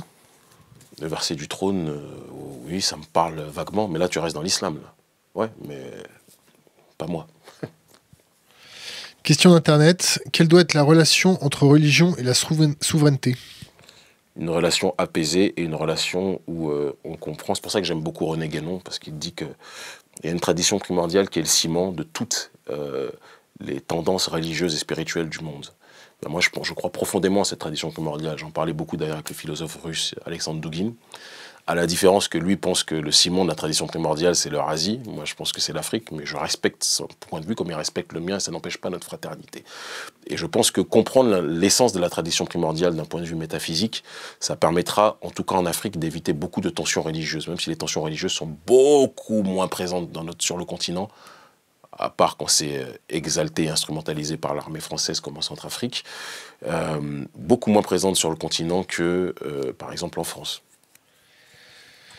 Alors, question d'Internet, fait-il partie d'une quelconque société privée, cercle d'influence ? Moi, non. Je suis combattu par beaucoup de sociétés privées et cercles d'influence. La seule société que je connais, c'est celle du peuple, c'est la rue. Et c'est la seule qui me valide. Et je suis très combattu par toutes ces élites-là, parce que je les combats aussi et que je ne ménage pas mes coups. Comment ils financent ? Ils auraient dû poser cette question à Magloire, parce que peut-être il avait des choses à te dire sur les sociétés. On va peut-être vous inviter tous les deux. Non, moi je le veux sur TV5, sur son terrain. Comment est financé votre ONG ? Par des footballeurs, par des artistes. À hauteur de combien ? Quel budget par an ? Combien d'employés ? Je vais te dire, je sais pas, on n'est pas au commissariat. Mais je vais te dire simplement que On reçoit beaucoup de soutien parce que notre combat politique touche beaucoup, beaucoup. Ils se rendent compte. Moi, j'ai commencé en 99, et à l'époque, j'étais complètement inaudible. Et à une période où c'est passé dans un total autre excès, où on est devenu extrêmement écouté sur le continent africain et dans la diaspora. Et les footballeurs, tout le monde n'est pas bête dans le milieu du football, comme tout le monde n'est pas bête dans le monde de manière générale. Il y a des gens qui réfléchissent. Et ils ont vu ça, ça parle avec le cœur. Et donc, il y a beaucoup de footballeurs qui jouent en Europe, dans des gros clubs, parfois, et qui soutiennent notre combat politique, qui donnent des gros chèques, parfois. Et ça me touche. Le budget, à hauteur de combien par an? Je ne peux pas te le dire, mais il nous permet de fonctionner. Votre salaire, c'est combien? Mon salaire, je vais te dire très clairement les choses. Moi, je travaille à la télévision. Mon premier salaire, c'est celui de chroniqueur politique. Après... en euros? Je ne vais pas te le dire, mais je me débrouille. Et ça va. Et là, par rapport à l'ONG, ça fait à peine 1 an que je suis maintenant à plein temps à côté du travail à la télévision. Et je gagne bien ma vie normalement. Pour un Africain, on va dire que je suis de la classe moyenne. Si classe moyenne il y a en Afrique. Mais ça va. Ça me permet de voyager partout, en tout cas. Dans tous les pays. Alors, question, est-ce qu'il peut parler un peu de l'Orient et de l'Occident? Il a cité René Guénon, qui a écrit dessus. Ah ouais, très bien, je peux en parler des heures. Après, je ne sais pas si c'est le sujet principal de notre combat politique, mais pour moi, l'Occident et l'Orient, ce ne sont pas que des zones géographiques, ce sont aussi des espaces et des réalités métaphysiques. Une qui est le monde du matérialisme et du consumérisme le plus absolu, et une autre, et c'est pour ça que je te dis que c'est pas géographique, parce que tu vas au Moyen-Orient aujourd'hui, il y a le consumérisme aussi, il y a tout, il y a le matérialisme le plus absolu, le plus clinquant. Il suffit que tu ailles au Qatar ou en Arabie Saoudite, tu vois ça. Mais, et de l'autre côté, quand on parle de l'Orient, il y a une vision de beaucoup plus entendre et comprendre, sonder l'invisible et sonder le métaphysique. Et donc, je n'apprécie pas cette dichotomie ou cette démarche bicéphale, parce qu'on oppose 2 mondes, alors qu'en réalité, le monde est plus complexe. Je ne les appellerai pas Orient ou Occident, mais je les appellerai plutôt société traditionnelle contre société moderne. Et les sociétés modernes, aujourd'hui, qui sont symbolisées par l'oligarchie d'Occident, sont en train, elles-mêmes, de rendre malade leur propre population. Parce que tu vas dans les villages chez vous en France, moi je suis né, j'ai vécu 14 ans de ma vie dans les villages. C'est d'ailleurs là où j'ai connu un petit peu j'ai compris que c'était pas facile d'être noir quand t'es enfant. Mais bon, on va pas en revenir sur cet épisode-là. Et ils souffrent du consumérisme aussi, parce qu'ils ont un rapport à la terre, ils ont un rapport au monde dans les campagnes qui n'est pas le même que dans les grandes villes de France ou d'Occident, bien de manière encore plus prononcée. Pour revenir à l'Afrique, parce que c'est mon sujet de prédilection, il se trouve que le rapport qu'on a à la terre, le rapport qu'on a à la nature, à l'invisible, au monde, n'est pas le même que dans les sociétés dites modernes en tant que telles. Et donc, l'opposition Occident-Orient, j'aime pas trop les appeler ainsi, parce que ça peut tromper. Quand on dit ça, on a l'impression que l'Orient, ça serait les sociétés traditionnelles, et l'Occident, les sociétés modernes. Or, la modernité a colonisé l'humanité dans sa globalité, à différents niveaux et à différents degrés. Mais je parle beaucoup plus de sociétés traditionnelles et de sociétés modernes. L'Aquarius, ça vous parle? Ça me parle. Moi, il y en a qui se battent pour défendre la migration. Moi, je pense que la migration saigne notre continent. Et que notre peuple, c'est quelque chose que je dis tout le temps quand je suis au contact des miens dans les villages ou dans les grandes capitales en Afrique, francophone ou même dans la diaspora, je dis que mieux vaut risquer nos vies en luttant contre les bourreaux et nos dictateurs à la tête de nos États. Mieux vaut risquer nos vies sur le continent, comme nous on essaye de le faire, que risquer sa vie pour traverser la Méditerranée et finir esclave dans le sud de l'Italie, travailler sous la volonté des multinationales occidentales, en dessous du seuil de pauvreté, quelque part, d'accord, par le processus du dumping social. Donc moi je fais partie des gens qui pensent que j'aimerais profondément, et je me bats pour ça, pour que les nôtres restent sur le continent. On a beaucoup de campagnes de sensibilisation sur ce terrain-là. Alors Magloire Kemayeux va dire « Ah, c'est vilain parce qu'il ne veut pas que les Africains émigrent, peut-être ». Mais dans la réalité des faits, on a déjà été saigné par l'esclavage, on a été saigné par la colonisation, parce qu'il y avait des traîtres aussi chez nous qui ont contribué à ça, disons-le clairement. Et bien pour moi, aujourd'hui, c'est de l'esclavage moderne. C'est-à-dire qu'il y a les multinationales occidentales qui se mettent d'accord avec les oligarchies chez nous, d'accord, et qui prennent de la même façon, sauf que cette fois-ci, ça donne une sensation de volontariat, mais le loupen-prolétariat de chez nous, pour qu'il aille travailler en Occident. Ça crée quoi? Des tensions communautaires, parce que les nôtres, lorsqu'ils viennent avec un autre schéma civilisationnel chez vous, déjà, dans vos pays, il n'y a pas de boulot, pour les populations autochtones.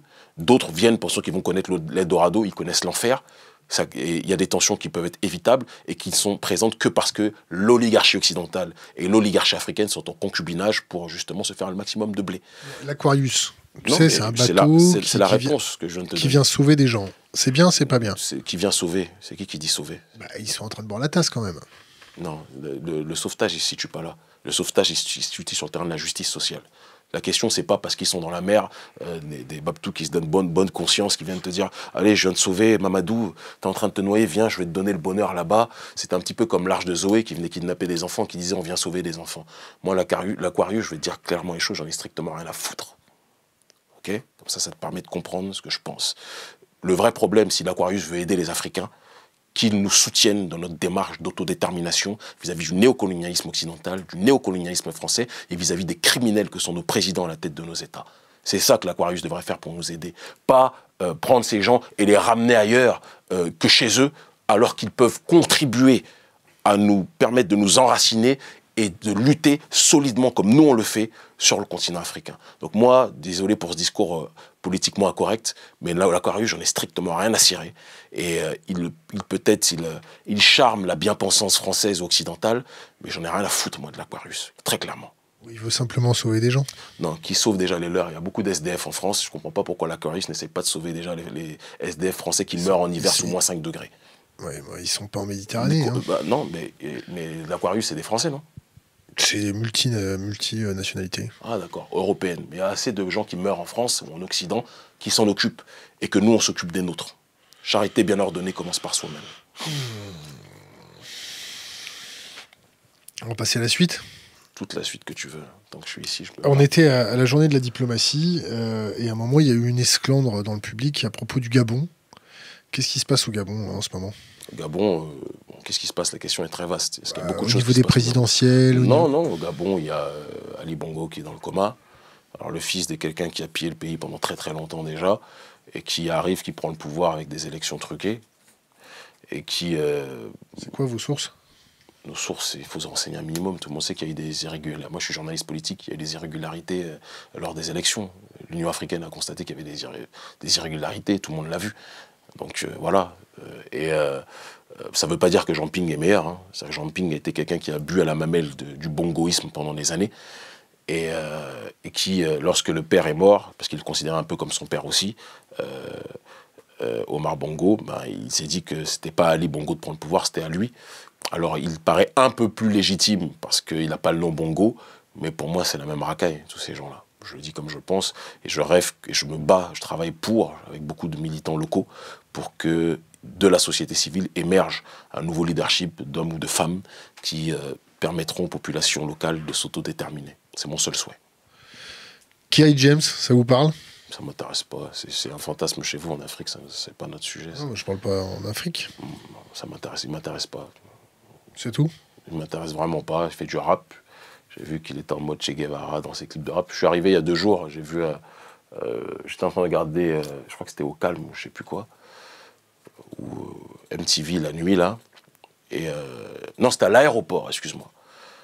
Et j'ai vu qu'il passait un clip où il était habillé en Black Panther, etc. Moi, mon combat n'est pas un clip.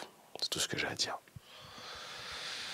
Question d'Internet. Est-ce que les Blancs occidentaux doivent continuer à monter des projets de développement en Afrique? Confrontation big ONG, indépendant vrai humanitaire. Que les Blancs humanitaires essayent d'aider le prolétariat français et occidental qui souffre profondément, qui est dans des conditions extrêmement délétères. Et le meilleur service qu'ils puissent nous rendre, c'est qu'ils laissent les Africains se débrouiller eux-mêmes. Question d'Internet. Envisage-t-il une convergence des luttes entre le populisme européen et les mouvements panafricains? Moi, la convergence des luttes, je pense que c'est la banane du siècle. C'est un mot qui est à la mode en banlieue, puisque les communistes et les marxistes, ils ont un petit peu matrixé la rue en Occident. Et donc on dit non, avant de penser noir ou avant de penser arabe, pense à classe sociale, banlieue qui va s'allier avec les campagnes, etc. Moi, c'est pas mon logiciel.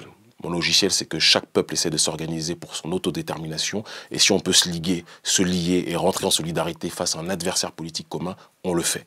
Et donc, si convergence de lutte il y a, c'est au niveau des peuples, c'est au niveau des résistances populaires, au niveau des résistances des peuples, pas au niveau micro, entre la CGT ou les Gilets jaunes qui vont s'allier à la banlieue, etc. et tout ce qui s'ensuit. Moi, je crois que c'est une banane. Et que malheureusement, dans nos banlieues en France, beaucoup de gens se sont trop longtemps laissés matrixer par une idéologie, comment je vais la présenter, j'ai envie de la présenter avec les bons termes. Une idéologie spéculative, mortifère et athée que constitue à mes yeux, que ce soit le communisme ou le socialisme. Alors certains qui ont 20 ans ou 30 ans de retard ou 40 ans de retard au sein de nos populations se revendiquent du communisme ou du marxisme parce que, en effet, durant la période des indépendances, le marxisme et le communisme des années 60, il y avait un logiciel de souverainisme et d'autodétermination, excuse-moi, réel. Mais il y a une réalité que l'on constate aujourd'hui, c'est que depuis l'effondrement du mur de Berlin, le communisme aujourd'hui est rentré complètement dans le logiciel du globalisme néolibéral de manière générale, même s'il est contre un néolibéralisme économique, il est pour un néolibéralisme sociétal. Et nos populations africaines n'ont pas à être confrontées, n'ont pas à s'adapter, que ce soit à ce libéralisme, à ce socialisme ou à ce communisme. Il faut qu'on se réinvente nous-mêmes. Et je reprends le logiciel de Julius Nyerere qui parlait d'une nécessité d'un socialisme endogène et pas avoir besoin, pour paraître intelligent, de se revendiquer de Karl Marx qui n'a jamais vécu nos réalités. Alors, autre question d'Internet. Est-ce que séparer l'Afrique et l'Europe, c'est sectariser? Y a-t-il une certaine échelle de sectorisation nécessaire? Non, mais de toute façon, géographiquement, on est séparés, mon frère. Donc, à moins qu'ils veulent faire sur la même terre, hein, quand même. Ouais, mais il y a la Méditerranée qui nous sépare. C'est toi qui as dit il y a quelques secondes qu'il y avait certains êtres humains qui se noyaient dedans. Donc c'est qu'il y a une séparation. Et géographique réelle. Et maintenant, ensuite, l'Afrique et l'Europe, c'est pas moi qui ai décidé d'appeler ces continents différemment. Hein.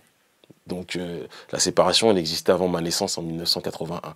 Maintenant, je dis simplement que je pense qu'on a vu ce que ça a donné la relation France-Afrique et que quand on voit qu'il y a une sodomie continuelle, sans pansement qui est effectué, il arrive un moment où il faut qu'on serre les fesses, tout simplement.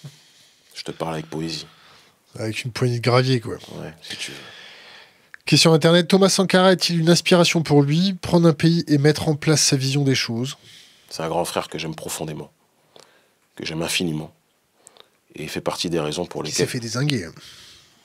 On va tous mourir. Hein. Il y en a qui vont mourir parce qu'ils ont trop collé leur petite, comme on dit dans le morceau. Il y en a qui vont mourir parce qu'ils ont mangé trop de cheeseburgers. Il y en a qui vont mourir parce que lors d'un jogging, ils vont faire une crise cardiaque. Il y en a qui vont mourir parce qu'ils seront rafalés. Moi, je vis avec la constante des menaces de mort depuis de nombreuses années. Par qui? Par des gens, mais ils vont pas dire je m'appelle Jérôme Duchemin et j'habite 9 rue de Pradelle. Mais par des gens de toute tendance, des personnes qui n'aiment pas ce que je dis sur... le néocolonialisme français et qui trouve que je suis dangereux pour les relations entre oligarchie française et Afrique de manière générale. Il faut aussi comprendre qu'il y a aussi des Africains qui ne veulent pas, vous en avez interviewé un la dernière fois, qui ne veulent pas une cessation de relations entre la France et l'Afrique. Il y en a qui ne veulent pas que le maître cesse de diriger la plantation. Ben moi, je veux brûler la plantation. Et quand on aura brûlé la plantation, et ça va venir, ce n'est pas un problème de noir contre blanc, c'est un problème de prolétariat mondial contre une élite apatride. Et ben quand ça va venir, on pourra se parler de peuple à peuple avec fraternité. Et les choses se feront beaucoup plus simplement. Fait-il une différence entre Afrique noire et Maghreb?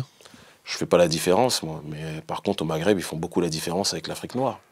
Alors, il ne faut pas essentialiser. Moi, je fais partie des gens qui pensent qu'il y a des gens, j'en connais, parce que j'ai fait tous ces pays aussi, dans le cadre de meetings sur le panafricanisme.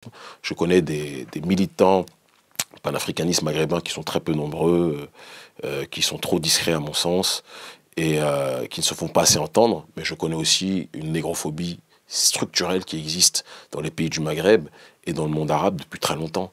Et dire cela ne fait pas de moi un anti-arabe, mais je crois qu'on a le droit de le dire. Et moi, je ne fais pas partie des gens qui, sous prétexte qu'ils sont dans une chapelle idéologique, ont peur de prononcer les choses. Moi, je suis un homme libre, Il y a du racisme dans le Maghreb. Il y a du racisme dans le monde arabe. Il y a du racisme partout. Mais déjà, le noir ne s'aime pas lui-même. Donc quand on ne s'aime pas soi-même, parfois, il ne faut pas se plaindre trop que les autres ne nous aiment pas. Et je dis toujours aux nôtres qui émigrent dans ces régions-là que le jour où on se relèvera et qu'on ne sera pas la serpillière de l'humanité, les gens vont nous respecter, voire nous craindre. Mais c'est à nous d'effectuer le premier travail. Et je reviens à ce que je te disais au départ, une civilisation est détruite par l'extérieur que si elle est rongée de l'intérieur. Donc, je ne fais pas partie des gens qui disent « Oh, des victimisés au Maghreb ». Je dis aux nôtres, retroussons-nous les manches, autodéterminons nos pays, faisons de nos pays des puissances. Il y a quelques années, la Chine était moquée de tout le monde. L'Inde était moquée de tout le monde. Moi, je me souviens dans la street, on disait l'Inde, c'est les Indiens, quand on les voyait à Gare du Nord ou autres, on les appelait les pac-pac ou les vendeurs de marrons. On les appelait les Apu des Simpsons. Aujourd'hui, l'Inde est une puissance qui a la bombe nucléaire. Ce n'est pas le cas de l'Afrique. Donc je pense qu'il faut prendre en humilité, arrêter de se plaindre que tout le monde ne nous aime pas et commencer à faire en sorte qu'on s'aime nous-mêmes et qu'on s'organise nous-mêmes. Mais quand tu as des gens qui ont peur, lorsqu'on parle de solidarité africaine ou de solidarité noire, qui ont peur d'être taxés de communautaristes, qui disent qu'avant d'être noirs ou avant d'être africains, ils sont des êtres humains, ben la défaite, elle a déjà commencé là. Et ils se reconnaîtront. Et c'est ça le problème, en réalité. Alors, que pense-t-il du Libéria? De quel Libéria? Il y a plusieurs Libérias. Libéria de George Weah, le Libéria de quoi? Qu'est-ce qu'on veut? Quelle est la question? Une question internet, posée comme ça. Ah, ben, la démographie au Libéria. Je ne suis pas démographe, faut appeler, comment il s'appelle? L'Afrique va être un des continents avec un taux de démographie le plus important. Tout à fait. Comment ça va se passer? On est passé de Libéria à la démographie de l'Afrique, t'es sûr de toi? Ouais, ça fait un petit peu... Parce que si tu veux que je revienne sur l'Afrique, parce que je comprends la question qui sous-tend sa question trop vague. Merci. Je salue ce camarade, quel qu'il soit. Il veut parler du fait que l'expérience peut-être du Libéria au départ était malheureuse, quand des esclaves afro-américains sont descendus au Libéria. Exactement. Oui, mais il faut parler aussi de la manière dont les rapports et les tensions ont été instrumentalisés par l'oligarchie britannique dans cette zone. Parce que je vais te donner un autre exemple. Moi, je suis issu du Bénin. Au Bénin, il y a des esclaves, entre guillemets, j'aime pas ce terme, mais des esclaves afro-brésiliens qui sont revenus au Bénin. Il n'y a jamais eu de guerre entre les esclaves afro-brésiliens, moi j'en ai même dans ma famille, d'accord, qui sont revenus au Bénin, et les personnes et les populations locales. Il n'y a jamais eu de guerre. Il y a pu avoir des périodes où chacun se regardait en chien de faïence, etc. Mais aujourd'hui, tu vas, d'ailleurs, le président de ce pays-là, ce n'est pas un esclave afro-brésilien, mais c'est quelqu'un qui est issu, je crois, de la diaspora, Patrice Talon, il est président de la République du Bénin.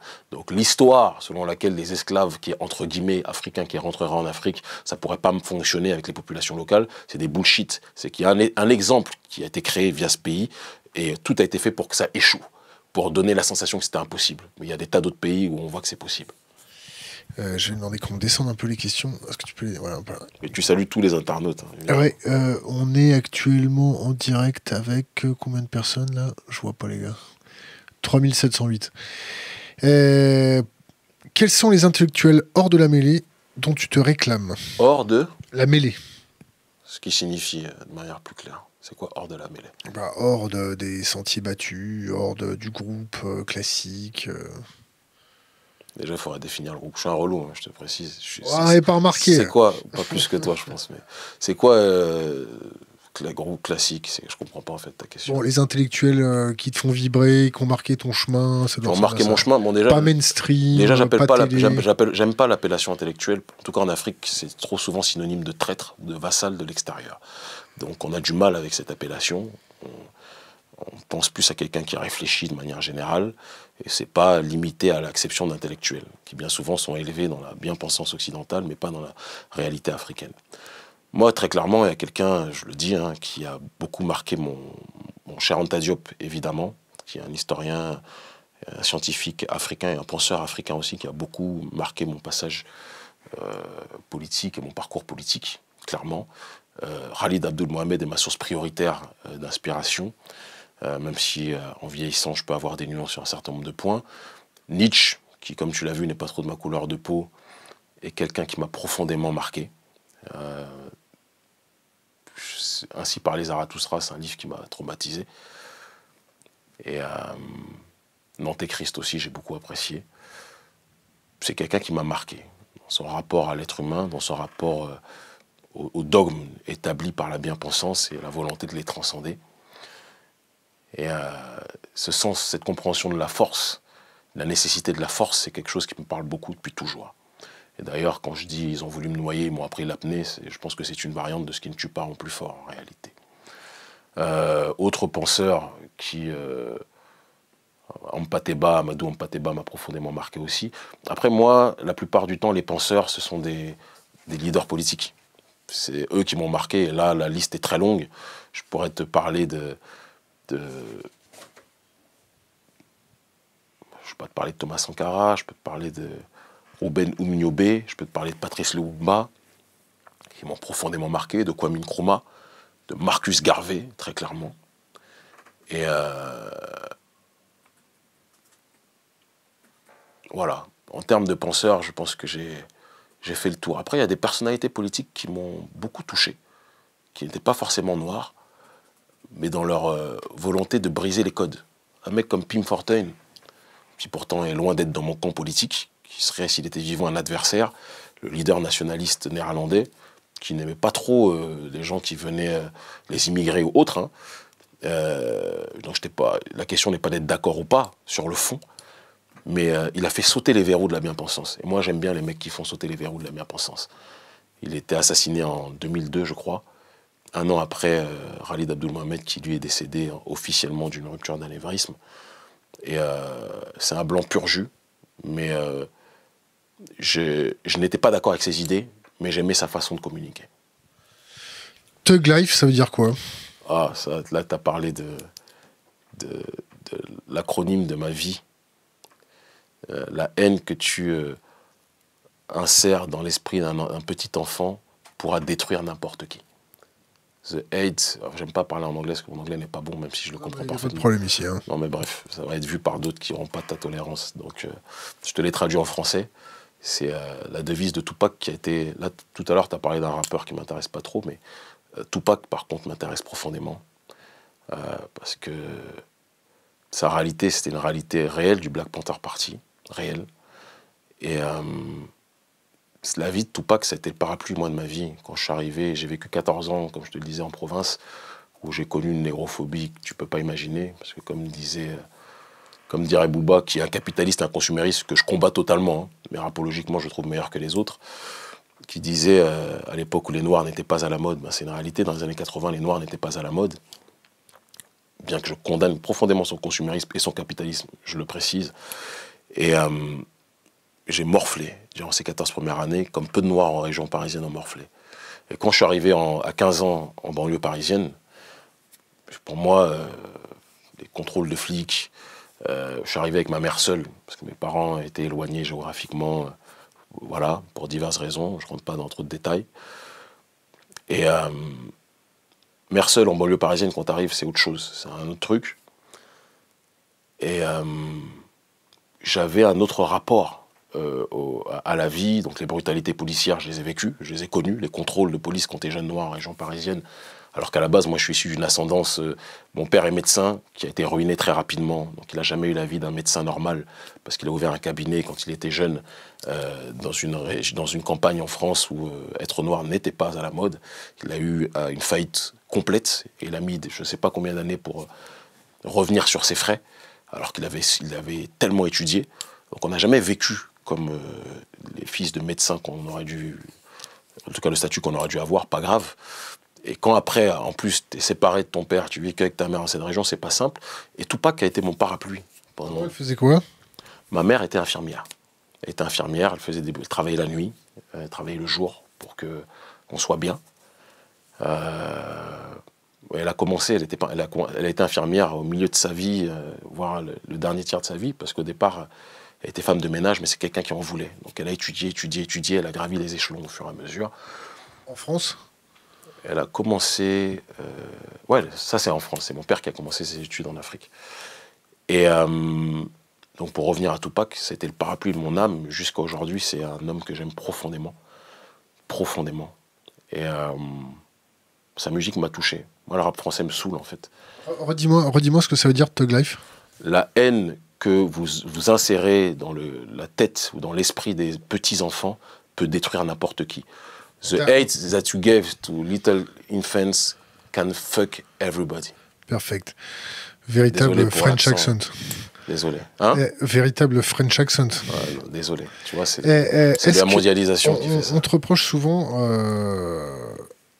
de parler avec haine, violence. Est-ce que tu penses que tu mets de la haine et de la violence dans la tête des jeunes blacks? C'est pas on me reproche souvent, c'est la bien-pensance française et africaine dit ça. Mais en Afrique, tu sais, ce qui est marrant, c'est que je fais des débats politiques je pense, de haute volée avec toutes sortes de personnalités politiques. Tu tapes Kémy Séba grand rendez-vous, tu auras 3/4 du temps des bons trucs, ou Vox Africa, etc. Ou Afrique Média. Et on m'accuse pas de ça. Tout le monde sait que j'ai un discours intelligible en Afrique. C'est-à-dire que limite en Afrique, on me voit comme un intellectuel. Mais en Occident, l'élite occidentale ou les nègres qui mangent dans sa main vont te dire que je suis un mec qui appelle à la violence et au suprémacisme. Mais en fait, je vais te dire un truc très sincèrement, je m'en fous complètement. Et je reprends l'exemple de Louis Kemayou. La vidéo... Je vais finir par croire que vous avez une liaison. Ouais, non, c'est pas mon fesses, type. Non, c'est pas mon type. Pas de problème. Moi, je les préfère grands avec un crâne chauve. Comme Macron. Continuons. Donc, Eh bien, membré, alors, si c'est comme Macron. Mais continuons, vas-y, je t'écoute. Si, avec tes conneries, tu m'as fait perdre le fil. Des conneries, c'est des vérités. De quoi, Macron? Bref, vas-y. Ouais, c'est intéressant. Non, je pense que t'es plus au courant que moi, tu vis ici, pas moi. Non, ça nous intéresse. Mais comme t'aimes le politiquement correct, peut-être. Vas-y. La façon dont tu as t'exprimé, ou la vidéo sur Kemayou, nègre de maison, nègre des champs, imagine qu'il y a un gamin qui comprend pas la figure et qui plante Kemayou parce qu'il pense que c'est un traître et ainsi de suite. Franchement, les mecs, on vit dans un pays où l'élite de ce pays bombarde des pays et les assassine. Et on vient me parler, moi, du risque que j'agresse des gens en 20 ans. Frère, à part un policier qui a été bousculé rapidement par moi, jamais mes militants. Et un journaliste qui a été goumé, un pote à Bernard-Henri Lévy, parce qu'il avait raconté n'importe quoi, et donc il a goûté ma bague. En dehors de lui, jamais eu d'acte de violence. Mon discours n'a jamais entraîné des violences. Ça, c'est la criminalisation d'un discours qui dérange. Comme je te l'ai dit, je reçois prix sur le continent africain. En France, je suis ostracisé au rôle de l'extrémiste noir. On préfère les rappeurs qui jouent les Che Guevara, eux ils passent dans le Figaro, TF1, tout ça. Mais moi, je suis fiché à la section antiterroriste. Ça, c'est la réalité. Mais c'est pas vrai. Mon discours, il est beaucoup plus intelligible pour celui qui prend la peine de l'étudier, et il est beaucoup plus, comment dirais-je, il est beaucoup plus transidentitaire qu'on ne veut le croire. Mon discours s'adapte en réalité à tous les peuples. Et tous ceux qui ont des coronesses, qui ont le pantalon chargé, ou les femmes qui ont les reins solides, elles savent ou ils savent de quoi je parle.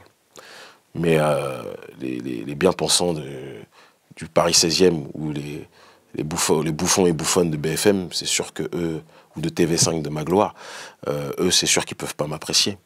Parce que je viens avec un autre logiciel. Je viens avec un autre discours. Je dis à l'Africain, Africain, arrête de te victimiser. Africain, arrête de faire la manche. Je dis, Africain, arrête de penser que c'est l'aide au développement, entre guillemets, française qui va t'aider. Africain, cultive ta terre. Africain, porte tes couilles. Et quand je dis Africain, je ne parle pas de l'Africain que du continent, je parle aussi de l'Africain de la diaspora. Donc, ce discours-là ne peut pas plaire en France. Parce qu'en France, je te le dis, on aime beaucoup les Noirs quand ils rappent. Beaucoup. Le rap, aujourd'hui, vend. Que ce soit le rap soi-disant hardcore ou même le rap conscient qui se plaint d'être moins entendu, mais qui fait tous les mass médias, tous les grands journaux, qui ont de beaux articles dans le Figaro, dans Le Monde, dans Libération. Moi, je ne crois pas que Che Guevara ou Khalid Mohamed ou autres avaient ce genre de beaux titres. Voilà.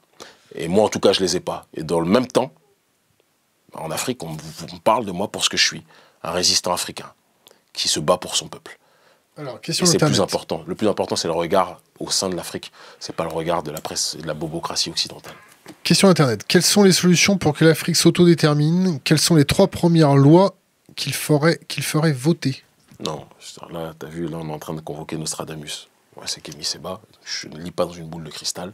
Je suis pas législateur. Moi, je suis un activateur de la société civile. La première chose qui va permettre à nos populations d'avancer, quand on parle de l'autodétermination, c'est que celle-ci puisse réactiver plus que jamais le processus de souveraineté populaire. Cela passe par une plus grande prise en charge des populations et de la société civile qui doit comprendre qu'elle est devenue au XXIe siècle le nouveau centre de gravité de pouvoir. Moi, je ne crois pas. Je pense qu'il y a un émiettement au XXIe siècle des élites, que le pouvoir est de plus en plus contesté parce qu'on sait que la plupart des politiciens sont des businessmen. En Afrique, il y a un adage qui dit que quand tu veux être homme d'affaires, tu rentres en politique. Parce que c'est le meilleur moyen d'avoir des marchés. La plupart des politiciens, ils rentrent en politique, ils n'ont pas de voiture, ils n'ont rien. Ils sont en politique, ils ont 10 hôtels, 15 maisons, et puis ils ont la dégaine de Kemayo. Donc ça, c'est une réalité. Et c'est pas gratuit, il suffit de voir sa dégaine. Mais bref, mais je soupçonne vraiment d'avoir une liaison avec lui. Mais c'est pas le plus important. Mais juste pour terminer. Si tu vas t'en prendre une. Ça, je pense pas. Franchement, je crois pas. Méfie-toi.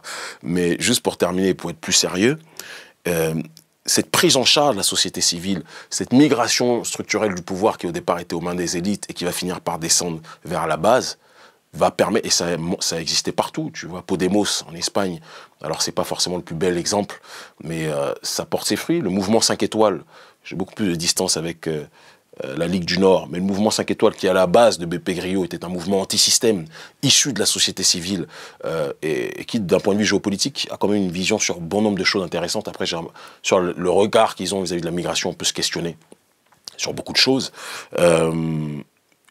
Sont des exemples palpables que la société civile peut prendre le pouvoir. Et moi, c'est ce en quoi je crois. Georges Soros a coopté des milliers d'associations qui ont pignon sur rue sur TV5, sur la chaîne de l'autre, ou dans les masses médias français, de mouvements citoyens en Afrique qu'on présente comme des mouvements citoyens modèles. Tu vois, des structures comme Y'en a marre, structures comme Balai Citoyen, etc., et tout ce qui s'ensuit. Enfin, surtout Y'en a marre, parce que Balai Citoyen, eux, ils disent qu'ils ne sont pas financés par Soros, donc il n'y a pas de problème, on va dire, je les crois.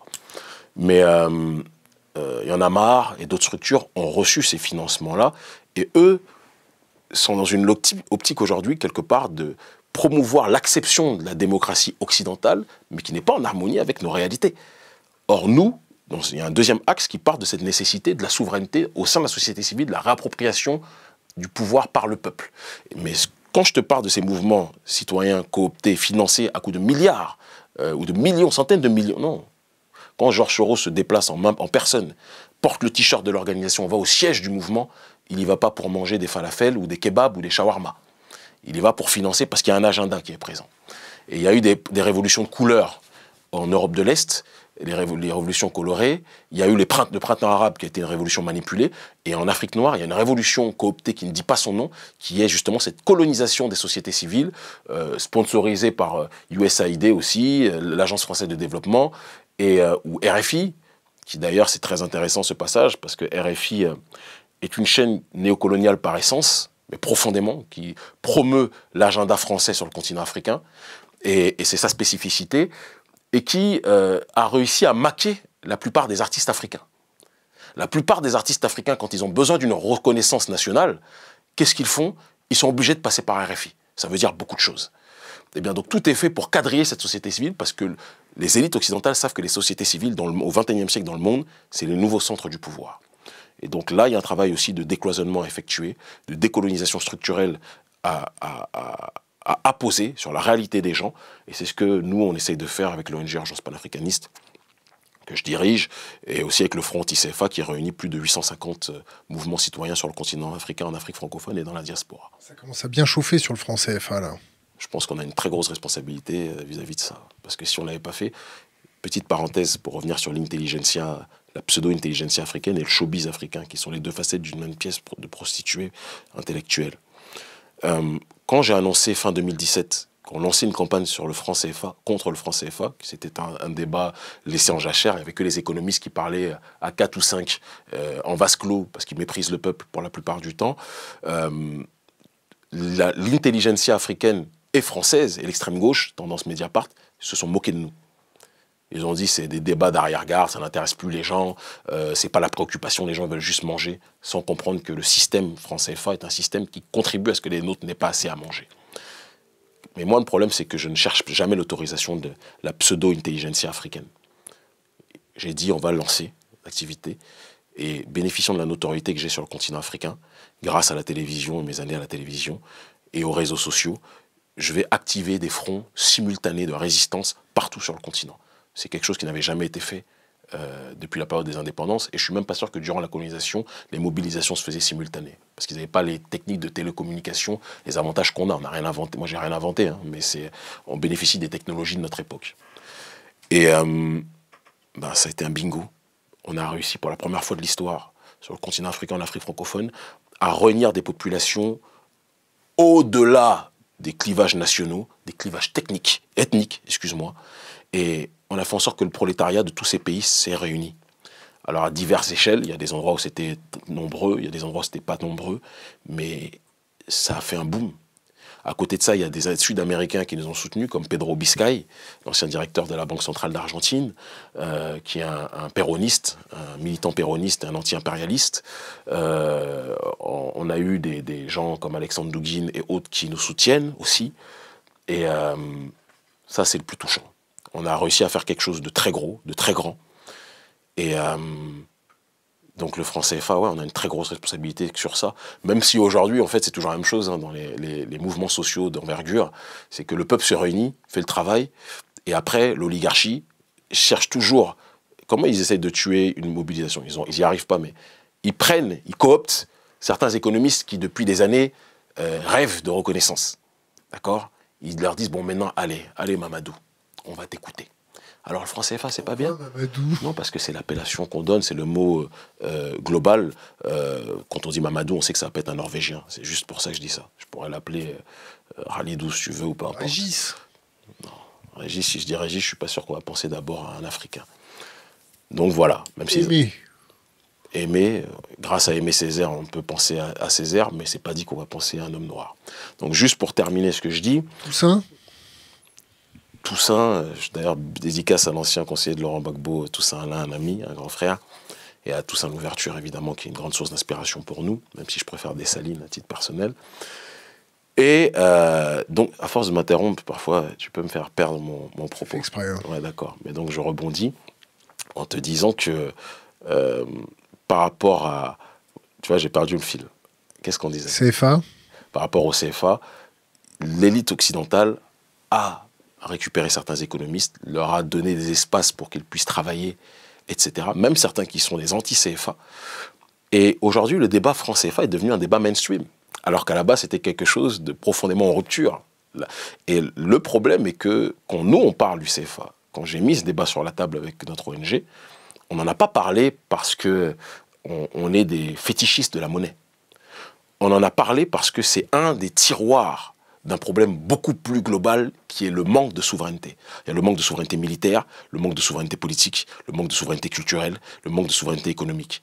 Mais quand tu parles de culture, ça peut être moins palpable. Quand tu parles de franc CFA, c'est palpable. Et donc on a tiré ce premier tiroir-là, mais il y en a des tas d'autres. Et l'oligarchie française, comprenant que le débat en Afrique devenait stratosphérique et qu'on avait quand même impulsé quelque chose de très gros, ils se sont dit, mieux vaut qu'on essaye de récupérer les choses en cooptant certains économistes et en essayant de déradicaliser le débat. C'est ce qui s'est passé, mais malheureusement, la colère de la population est trop grande vis-à-vis des élites africaines et françaises, pas des populations, et de telle sorte qu'aujourd'hui, le combat s'est élargi à la sphère donc beaucoup plus globale de la France-Afrique. On parle un peu réchauffement climatique. C'est pas trop ma came, le réchauffement climatique, et j'aime pas parler de ce que je sais pas, mais comme je suis ouvert à tout, je parle, vas-y. Les flux migratoires du réchauffement climatique, ça va être géré comment? Alors moi, je vais te dire une chose, la problématique de la déforestation elle est plus grosse chez vous que chez nous. Premier point. Non, je te le dis. C'est le faire fact-checker, hein, t'inquiète pas. Mais je m'en fous. Si on peut se fact-checker rapidement. Moi, ce que je te dis, c'est que, je te réponds, les multinationales occidentales, quand elles viennent en Afrique, en effet, elles contribuent à la déforestation, mais ce n'est pas quelque chose qui est fait ontologiquement par nos populations. Parce que le rapport à la nature des populations africaines est très différent du rapport à la nature qui est en Occident. Ce qui, maintenant, n'empêche pas, parce que le problème du réchauffement climatique dit à la déforestation ne résume pas à elle seule la destruction du climat en tant que tel. L'écologie, elle peut être esquintée et abîmée aussi par l'éducation citoyenne qui fait en sorte que beaucoup des nôtres jettent des déchets dans les rues. Ça, c'est quelque chose qui existe. Et j'ai pas besoin de fact-checking ou de fact je sais pas quoi pour le savoir, tout le monde le sait. Et ça, c'est des démarches citoyennes qui doivent être effectuées par les nôtres, comme nous on le fait. On voulait lancer récemment, mais c'était un terrain qui était déjà occupé à Cotonou, au Bénin, une campagne de nettoyage des ordures à Cotonou, parce qu'on n'a même pas des boueurs. Les gens jettent les sachets n'importe comment. C'est des choses qui se font beaucoup moins dans les villages, mais qui se font dans les capitales. On a pris des mauvais réflexes, justement, de ce néolibéralisme-là. Donc, les flux migratoires dus au réchauffement climatique, ça, c'est les... comment dirais-je? C'est les peurs, peut-être, qui existent en Occident. Le problème, chez nous, il se situe autrement, je pense. Le problème de nos populations, c'est faire en sorte, quand on parle d'aliénation, étymologiquement parlant, alien étranger, rendre quelqu'un étranger à soi-même, c'est faire en sorte que les nôtres reviennent dans leur propre corps, dans leur propre esprit, réapprennent le rapport à la nature. C'est pour ça que moi j'encourage toujours les nôtres à revenir de manière régulière au village. Parce qu'au village, on t'apprend des choses sur le rapport à l'environnement, sur le rapport à la terre, sur le rapport à ton espace, qui t'éloigne du paradigme néolibéral dans lequel on veut t'incarcérer trop souvent, dans les grandes villes africaines qui sont bien souvent devenues que des répliques aujourd'hui des capitales occidentales. Donc comment régler ce problème en tant que tel? Le premier problème, on en revient toujours à la réappropriation de soi, la réappropriation intellectuelle, idéologique et culturelle de soi, être capable de retutoyer son environnement, d'accord, être en harmonie avec son environnement, ce que les barbares anthropologues occidentaux appellent l'animisme en tant que tel, qui ne veut rien dire, mais celui qui comprend qu'il y a la vie partout, qu'il y a la vie sur la terre, qu'il y a la vie dans un arbre, qu'il y a la vie dans la nature, il ne va pas l'insulter. Et ça, les sages chez nous l'enseignent. C'est quelque chose malheureusement qui est trop ostracisé. Et nous, on fait partie de ceux qui essayons de valoriser ça. Et c'est pour ça que dans toutes nos mobilisations, y compris la dernière à Ouagadougou, on met un point d'honneur à toujours faire venir les chefs traditionnels. C'est très important. Alors je sais qu'aujourd'hui, dans un monde des religions révélées, on a essayé de caricaturer et de mettre ces gens-là de côté. Mais les chefs traditionnels, quand je vais à Haïti, je rencontre les chefs traditionnels parce que c'est vital. Quand je vais en Afrique, je rencontre les chefs traditionnels parce que c'est vital. Et eux ont une compréhension des choses qu'il est nécessaire de prendre en compte. Après, les chefs traditionnels, c'est des carottes comme tout le monde. Mais bon. On arrive à la fin de notre interview. Déjà, on m'a dit que c'était difficile, je suis surpris là. On t'a posé des questions sur l'antisémitisme, sur la violence, sur le fait que t'as tabassé un gars, des choses comme ça. T'en veux d'autres? Tu veux résumer ça, l'interview à ça? Non, bah tu dis que c'était pas difficile. Je pense qu'on a dit quand même beaucoup plus de choses que ça. C'est bien. Un conseil pour les jeunes générations et 3 livres à conseiller. Alors, je commence par le conseil. J'ai 3 livres, c'est difficile parmi tous les livres qu'il y a à conseiller. Putain. Mais conseil aux futures générations, n'attendez l'autorisation de personne pour penser, pour exister, pour être. Deuxième conseil, faites tout pour protéger votre terre et protéger votre peuple. On vit dans un monde où on ne respecte pas les gens en fonction des minorités qu'ils sont, minorités agissantes dans des plus grands ensembles. On respecte les gens en fonction des peuples auxquels ils appartiennent et la manière dont les peuples se comportent. Donc, comprenez que vous faites partie d'un ensemble qui a un devoir civilisationnel, un devoir culturel. Moi, je suis père de famille, je fais en sorte que mes enfants connaissent leur histoire, connaissent leur identité, connaissent l'histoire de leur continent. Ce que ma fille sait à 12 ans, je crois que je l'ai appris à 17 ans ou à 18 ans. Ça, c'est notre travail. Faites tout ce qui est en votre possible, que vous soyez chirurgien, que vous soyez avocat, que vous soyez même chauffeur de Uber, chauffeur de taxi, charcutier, boucher ou agriculteur au pays, etc., pour honorer votre terre et votre patrie. Parce qu'on vit dans un monde où le rapport à la terre, c'est sacré. Et ça, c'est pas moi qui l'ai dit le premier. Troisième conseil, après je viens sur les livres. Toujours se dire que ce que les élites ne font pas pour le peuple, il faut que le peuple comprenne qu'il doit le faire lui-même. Moi, j'ai jamais attendu, c'est l'adage de notre ONG, moi, j'ai jamais attendu l'autorisation de qui que ce soit pour mener mon travail politique. Au départ, les gens se moquaient de nous. Aujourd'hui, en Afrique, on est plébiscité par les masses. Et ça, c'est la plus belle des réponses.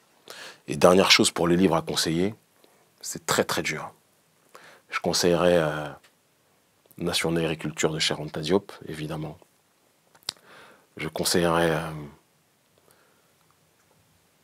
Malcolm X, Une vie de réinvention. Malcolm X, A Life of Reinvention, pas l'autobiographie de Malcolm X qui est une grosse carotte, parce que c'est la vision tronquée que Alex Haley a dit, alors que le livre que je viens de citer, Une vie de réinvention, est le travail de chercheur d'une éminence académique, même si j'ai toujours du mal avec l'académisme en tant que tel, afro-américaine, qui a fait un travail de plusieurs années, Manning Marable, sur la vie de Malcolm X, loin des mythes, etc., et qui l'a présenté encore plus humain en le débarrassant de certains mensonges, comme l'histoire que quand il va à la Mecque, il découvre qu'il n'y a pas de couleur et donc il devient un humaniste, alors qu'il était déjà allé à la Mecque très longtemps avant, à l'époque de la Nation of Islam, et qu'il avait vu le racisme qui existait en Arabie Saoudite à l'époque. Et troisième livre, mais c'est tellement difficile. Je dirais le consciencisme de Kwame Nkrumah, qui me parle profondément, qui m'a beaucoup apporté, qui m'a beaucoup aidé. Et comme j'aime pas me limiter, je suis un relou, je vais dire Les damnés de la terre de Frantz Fanon. J'aime pas trop Peau noire, masque blanc, parce que quelque part, pour moi, Fanon est lui-même, qui a diagnostiqué les aliénations des noirs et blancs, était lui-même un aliéné, sur un certain point, c'est mon point de vue. Quand il dit que il n'y a pas de mission noire et il n'y a pas de culpabilité blanche. Moi, je pense en effet qu'il n'y a pas de culpabilité de tous les blancs, mais je pense que tous les afrodescendants et les Africains ont une mission. Ils ont le devoir de faire en sorte que leur population puisse se relever parce qu'on est les derniers de l'humanité et les plus pauvres de l'humanité, alors qu'on a les terres les plus riches. Il y a un contresens idéologique et analytique qui n'est pas normal. Et enfin, je te donne un cinquième. C'est un gros relou, là. Hein. Mais je t'ai prévenu, hein. Ouais, je suis un relou. Et je n'aime pas les règles. Donc quand tu m'en dis 3, je vais faire exprès d'en dire 6. Et je te donne juste le cinquième. Moi, personnellement, Message to the Black Men de M. Elijah Muhammad, même si je me suis éloigné de la Nation of Islam depuis longtemps. Pourquoi? Parce que déjà, du 1, j'ai du mal avec les dogmatismes, tu vois. De 1. J'ai du mal avec certains aspects sectaristes de cette organisation. Et puis même d'un point de vue idéologique, il y a des choses sur lesquelles je ne suis pas d'accord, avec lesquelles j'ai pu l'être à une certaine époque de ma vie. Moi, par exemple, je ne veux plus essentialiser en disant le blanc et le diable. Je pense que les choses sont plus complexes que ça. Moi, j'ai vu des noirs qui étaient des démons. Et j'ai vu des blancs qui étaient des démons. Alors maintenant, si on regarde à l'échelle de l'humanité, l'Occident, il a foutu la merde quand même partout où il est passé. C'est une réalité. Et donc moi, je peux comprendre que lui, il a voulu essentialiser à une période de sa vie. J'ai ressenti ça à une période, mais les voyages élargissent l'horizon et je ne peux plus avoir cette acception. Mais ce livre m'a permis de comprendre beaucoup de choses sur la civilisation noire originelle, sur qui j'étais. Et moi, je peux comprendre que ce livre ait traumatisé Mohamed Ali, qu'il ait traumatisé... Enfin, quand il est sorti, Malcolm X était déjà sorti de la Nation of Islam, mais c'était le résumé des enseignements d'Elijah, M. Elijah Muhammad. Il m'a beaucoup parlé. Et je te donne le dernier livre, moi qui m'a...